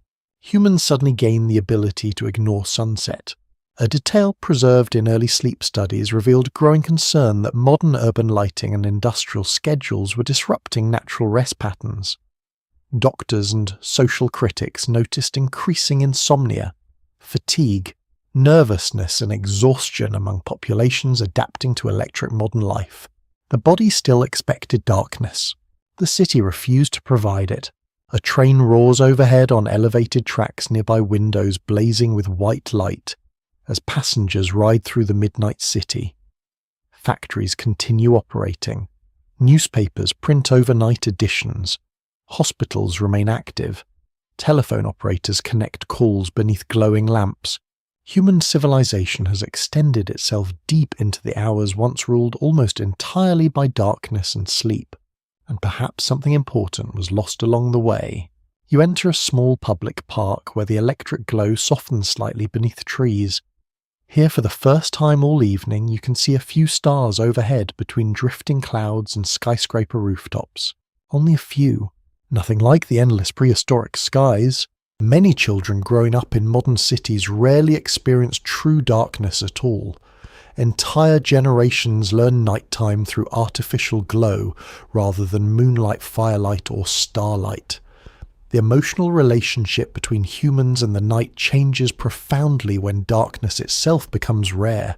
Still, the old instincts remain hidden underneath. A sudden blackout, a strange sound in an unlit hallway, a power failure during a storm. Instantly, the ancient fear returns from somewhere deep beneath modern confidence. You sit quietly on a park bench while electric signs flicker in the distance beyond the trees. Cars hiss across wet streets nearby. Apartment windows glow above you like suspended lanterns stacked toward the clouds. The city shines brilliantly against the dark. Yet inside countless brightly lit rooms, human beings still sleep with hallway lights on. Still fear unknown sounds after midnight, still feel relief when dawn arrives after difficult nights. Technology changed the appearance of darkness, but the human heart still remembers what it once meant. And then quietly the stars begin disappearing, not from the sky itself, from human sight. You stand on a rooftop in the middle of a modern city sometime in the late 20th century. Below you highways pulse with endless streams of headlights, while office towers glow through the night like enormous glass lanterns. The city stretches in every direction beneath a haze of electric light. Orange, white, blue, red, blinking signs. Apartment windows, floodlit parking lots, television glow leaking through curtains. Aircraft lights moving slowly overhead. The darkness is no longer truly dark here. Even midnight carries brightness now. You lean against the cool rooftop ledge and look upward, trying to find the stars through the urban glow. A few manage to pierce the haze faintly, but most vanish behind the soft illuminated fog hanging over the city. For most of human history, the night sky dominated human experience after sunset. Now millions of people live beneath skies so bright they barely recognize the constellations that guided their ancestors for thousands of years. The loss happened gradually enough that many barely noticed. A warm wind moves across the rooftop carrying the smell of asphalt, distant rain car exhaust. Hot concrete cooling after the day, and fried food drifting from restaurants still open below. The city hums continuously. Air conditioners, traffic, elevators, sirens far away. Electricity flowing invisibly through everything. Silence itself has become rare. You notice that many windows around you remain illuminated despite the late hour. Some people work beneath fluorescent office lights. Others sit awake in apartments, watching television flicker blue across dark rooms. A man exercises alone at a brightly lit gym overlooking the highway. The modern world has stretched wakefulness farther than any earlier civilization could imagine, and yet exhaustion follows close behind. Bedrooms from the 20th century begin revealing strange new nighttime companions, alarm clocks glowing red beside beds, televisions left humming softly in dark rooms, hallway lights kept on for comfort, radios playing overnight broadcasts to people unable to sleep. Human beings carry light into darkness more aggressively than ever before, but the darkness still enters through the mind. You leave the rooftop and descend into the city streets where neon signs buzz softly above convenience stores and diners open all night. Rain from earlier in the evening reflects traffic lights across the pavement in shifting patterns of green and red. A teenager walks alone wearing headphones beneath streetlights. A taxi driver drinks coffee while waiting for passengers. A tired nurse steps from a hospital entrance into the cool air after a long shift. Modern night belongs to workers as much as dreamers now. Hospitals never close. Airports never sleep. Factories, diners, police stations, television studios and emergency rooms continue glowing through the darkness while much of the world rests. Or tries to. The rise of electric lighting and shift work altered human sleep in profound ways. Earlier generations often slept in patterns shaped by firelight seasons and sunrise. Modern schedules increasingly obey clocks' production demands and global commerce instead. Human biology adapts but imperfectly. You can see the strain in tired faces riding late trains beneath harsh fluorescent lights. The subway station ahead smells faintly metallic and warm despite the hour. Escalators hum endlessly, while advertisements glow across tiled walls. Underground, the city feels detached from natural time entirely. No stars, no moonlight, only artificial brightness and moving crowds. A little detail hidden inside modern sleep studies reveals how strongly light exposure affects the brain's internal clock. Blue-rich electric light suppresses signals associated with sleep readiness, essentially convincing the nervous system that night has not fully arrived yet. The ancient body still listens for darkness. Modern civilization keeps interrupting. You board a late train where passengers sit in tired silence beneath buzzing overhead lights. Some stare blankly ahead. Others drift half asleep against windows reflecting their faces back at them in ghostly layers over the dark tunnels outside. The train rattles forward through underground darkness interrupted by bursts of station light. Dark, bright, dark again, almost like blinking. One passenger keeps glancing nervously toward the black tunnel outside the window, despite decades of technological progress surrounding them. The instinct feels familiar immediately. Humans still dislike not seeing what surrounds them. You emerge above ground near the outer neighborhoods where residential streets grow quieter, beneath rows of sodium lamps casting soft orange pools across sidewalks. Television light flickers behind curtains. Dogs bark occasionally from fenced yards. Sprinklers hiss softly across lawns. The modern suburban night feels safer than ancient wilderness in many ways, yet people still lock doors carefully before bed, still check windows during storms, still hesitate when hearing unexplained sounds downstairs after midnight. Fear adapts beautifully to every century. You walk past a child's bedroom window glowing with a small nightlight shaped like a moon. Tiny stars shine across the ceiling inside while stuffed animals guard the bed from imagined dangers lurking in the dark corner of the room. Children remain wonderfully honest about the ancient fear. Adults simply rename it. Stress, anxiety, discomfort, unease. But deep down, the nervous system still reacts to darkness much the same way it did beside prehistoric fires. You continue walking toward the edge of the neighborhood where fewer streetlights burn. Here the sky grows darker at last. More stars appear overhead, slowly, patiently returning one by one as the electric glow fades behind you. The difference feels emotional immediately. The night becomes deeper, quieter, more spacious. You suddenly understand what modern cities stole from human beings without entirely meaning to. Not just darkness, perspective. For tens of thousands of years, humans ended their days beneath immense star-filled skies, reminding them how small they were inside the universe. Modern artificial light surrounds people with human-made brightness so constantly that many rarely experience true cosmic darkness anymore. And perhaps the body misses it. You stop beside an empty field at the edge of town while crickets sing softly in the grass. Far behind you, the city glows against the horizon like a second sunrise that never fully ends. Ahead, the stars continue multiplying overhead. Quiet, ancient, waiting. The same stars watched the first humans sit beside trembling fires 100,000 years ago, fearing the darkness around them. Now humanity has illuminated entire continents against the night. Yet standing here beneath the recovering sky, you can still feel the old instinct breathing softly beneath all the modern light. Look upward, stay close to warmth, and never wander too far into the dark alone. Now you arrive at the strangest night humanity has ever created. A night that is barely dark at all. You sit awake in a modern apartment long after midnight while small electronic lights glow quietly around the room. A router blinks green beside the wall. The numbers on a digital clock shine soft blue through the darkness. Outside, the curtains' distant streetlights spill pale orange across nearby buildings, while passing cars drag moving ribbons of light through the city below. Even sleep itself now happens surrounded by illumination. The room is quiet but not truly silent.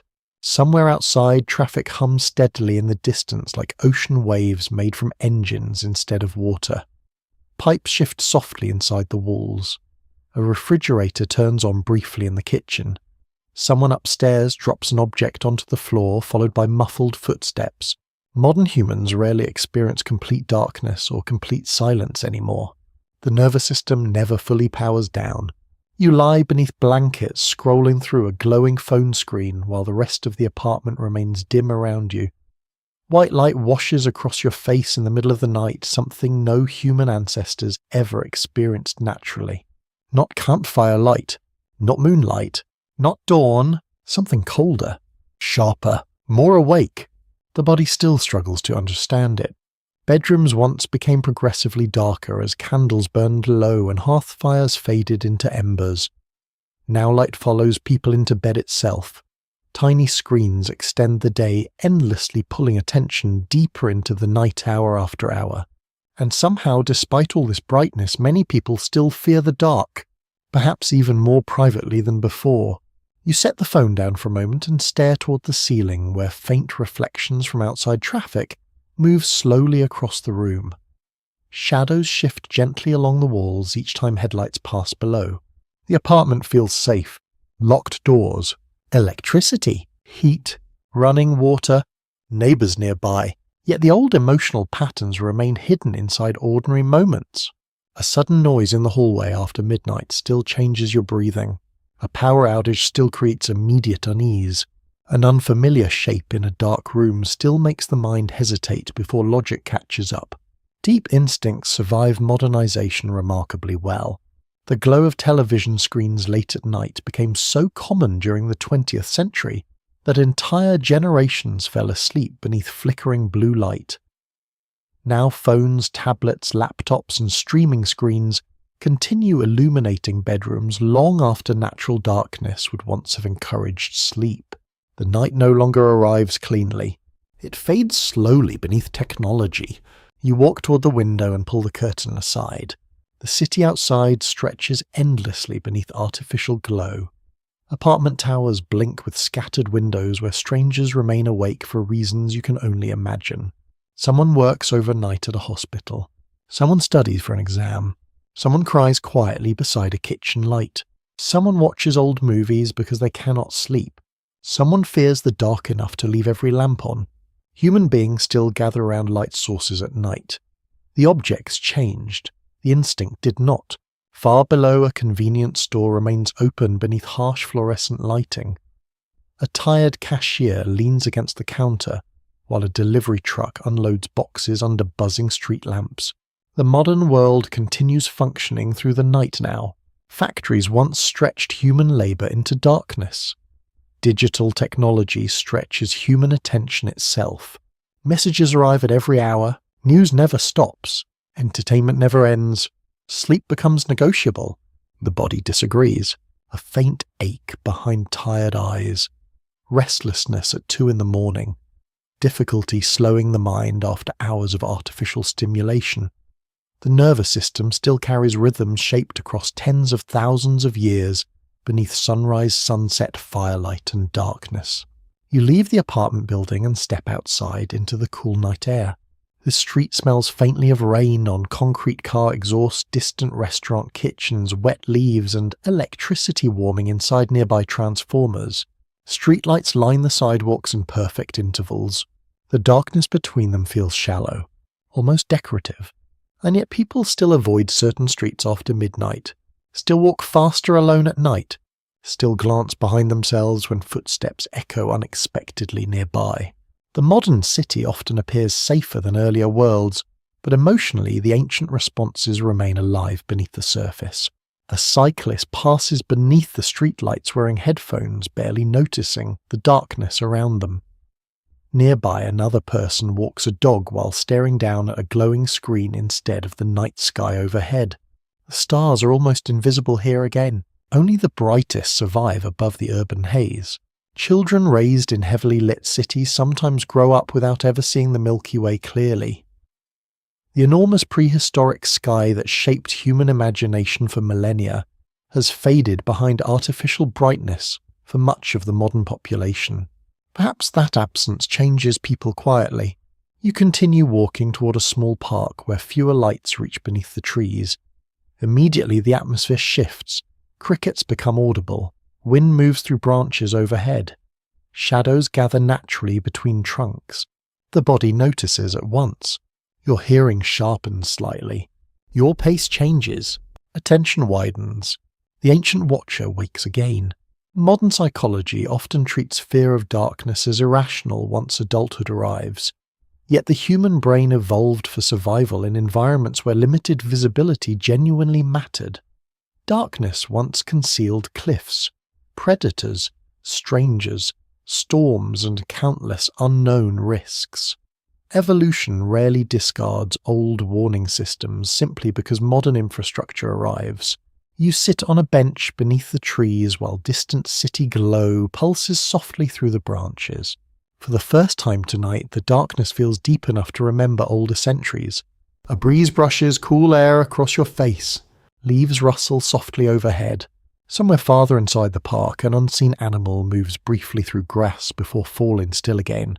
Immediately your imagination notices, not because you are weak, but because you are human.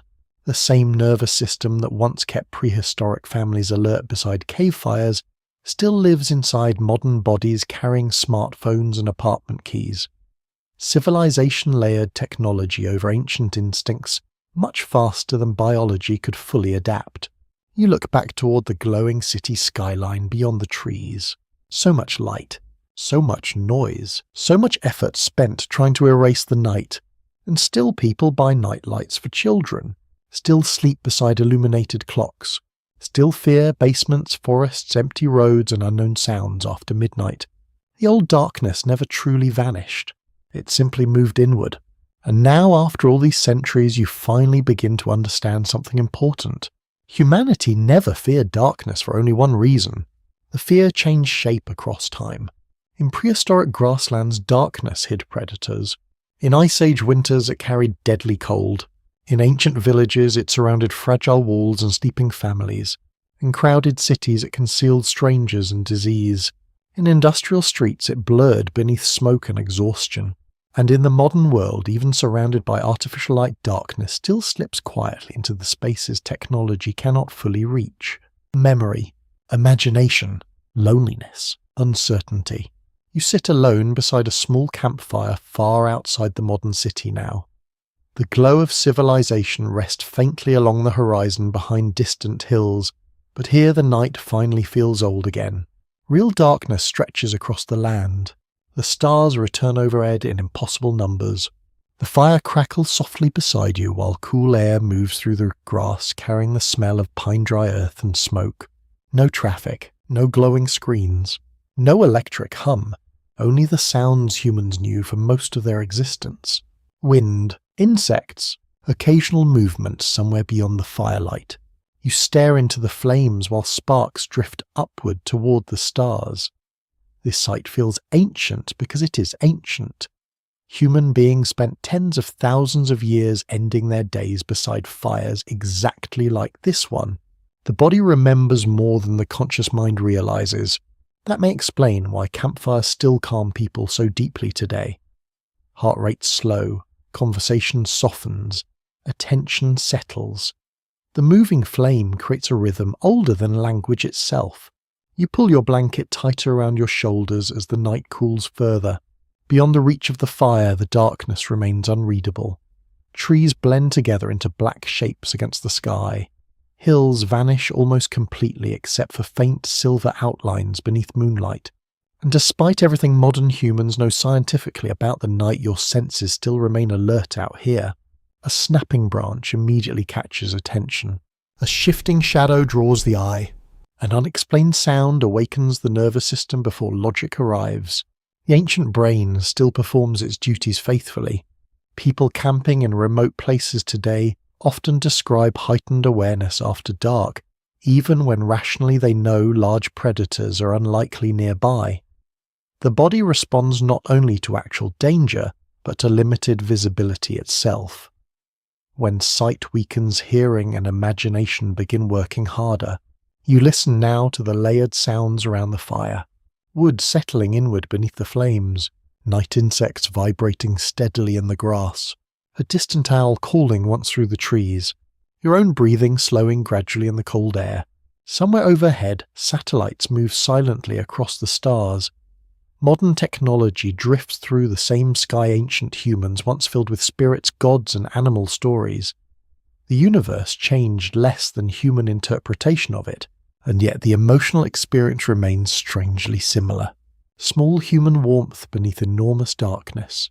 You remember the cave watchers from long ago listening beside their fire while predators moved somewhere beyond the hills.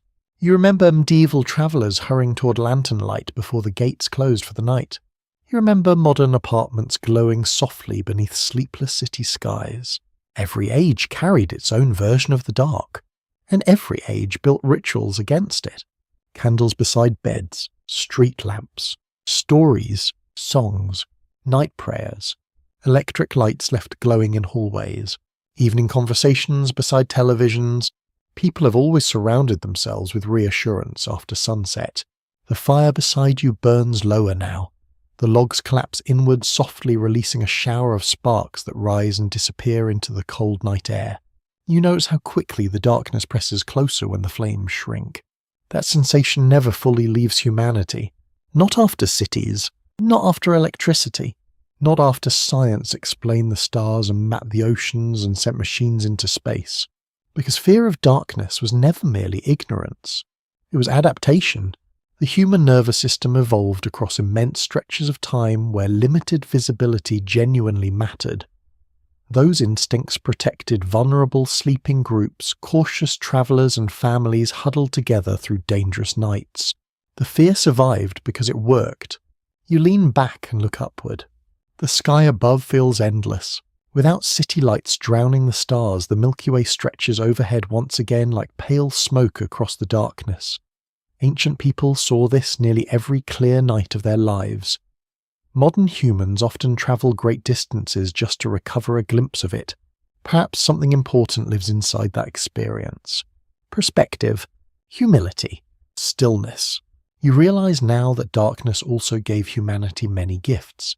Firelight encouraged storytelling. Night skies inspired mythology and astronomy. Evening quiet created reflection. Shared fear pulled people closer together.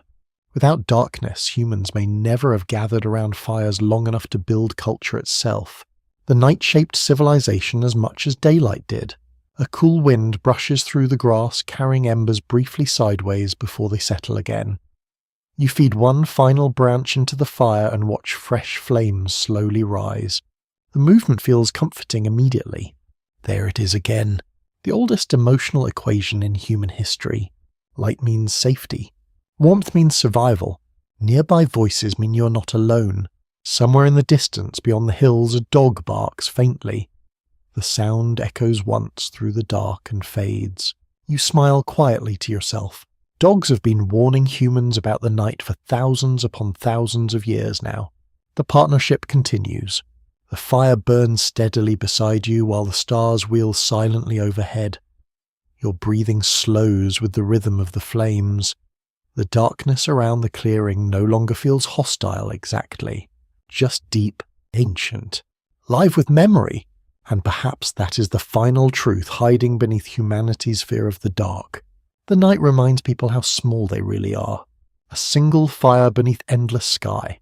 A single room glowing softly inside a sleeping city. A single human mind awake in the quiet hours listening for sounds older than civilization itself. The darkness never vanished. It simply travelled beside humanity through every age, waiting patiently beyond the edge of the light.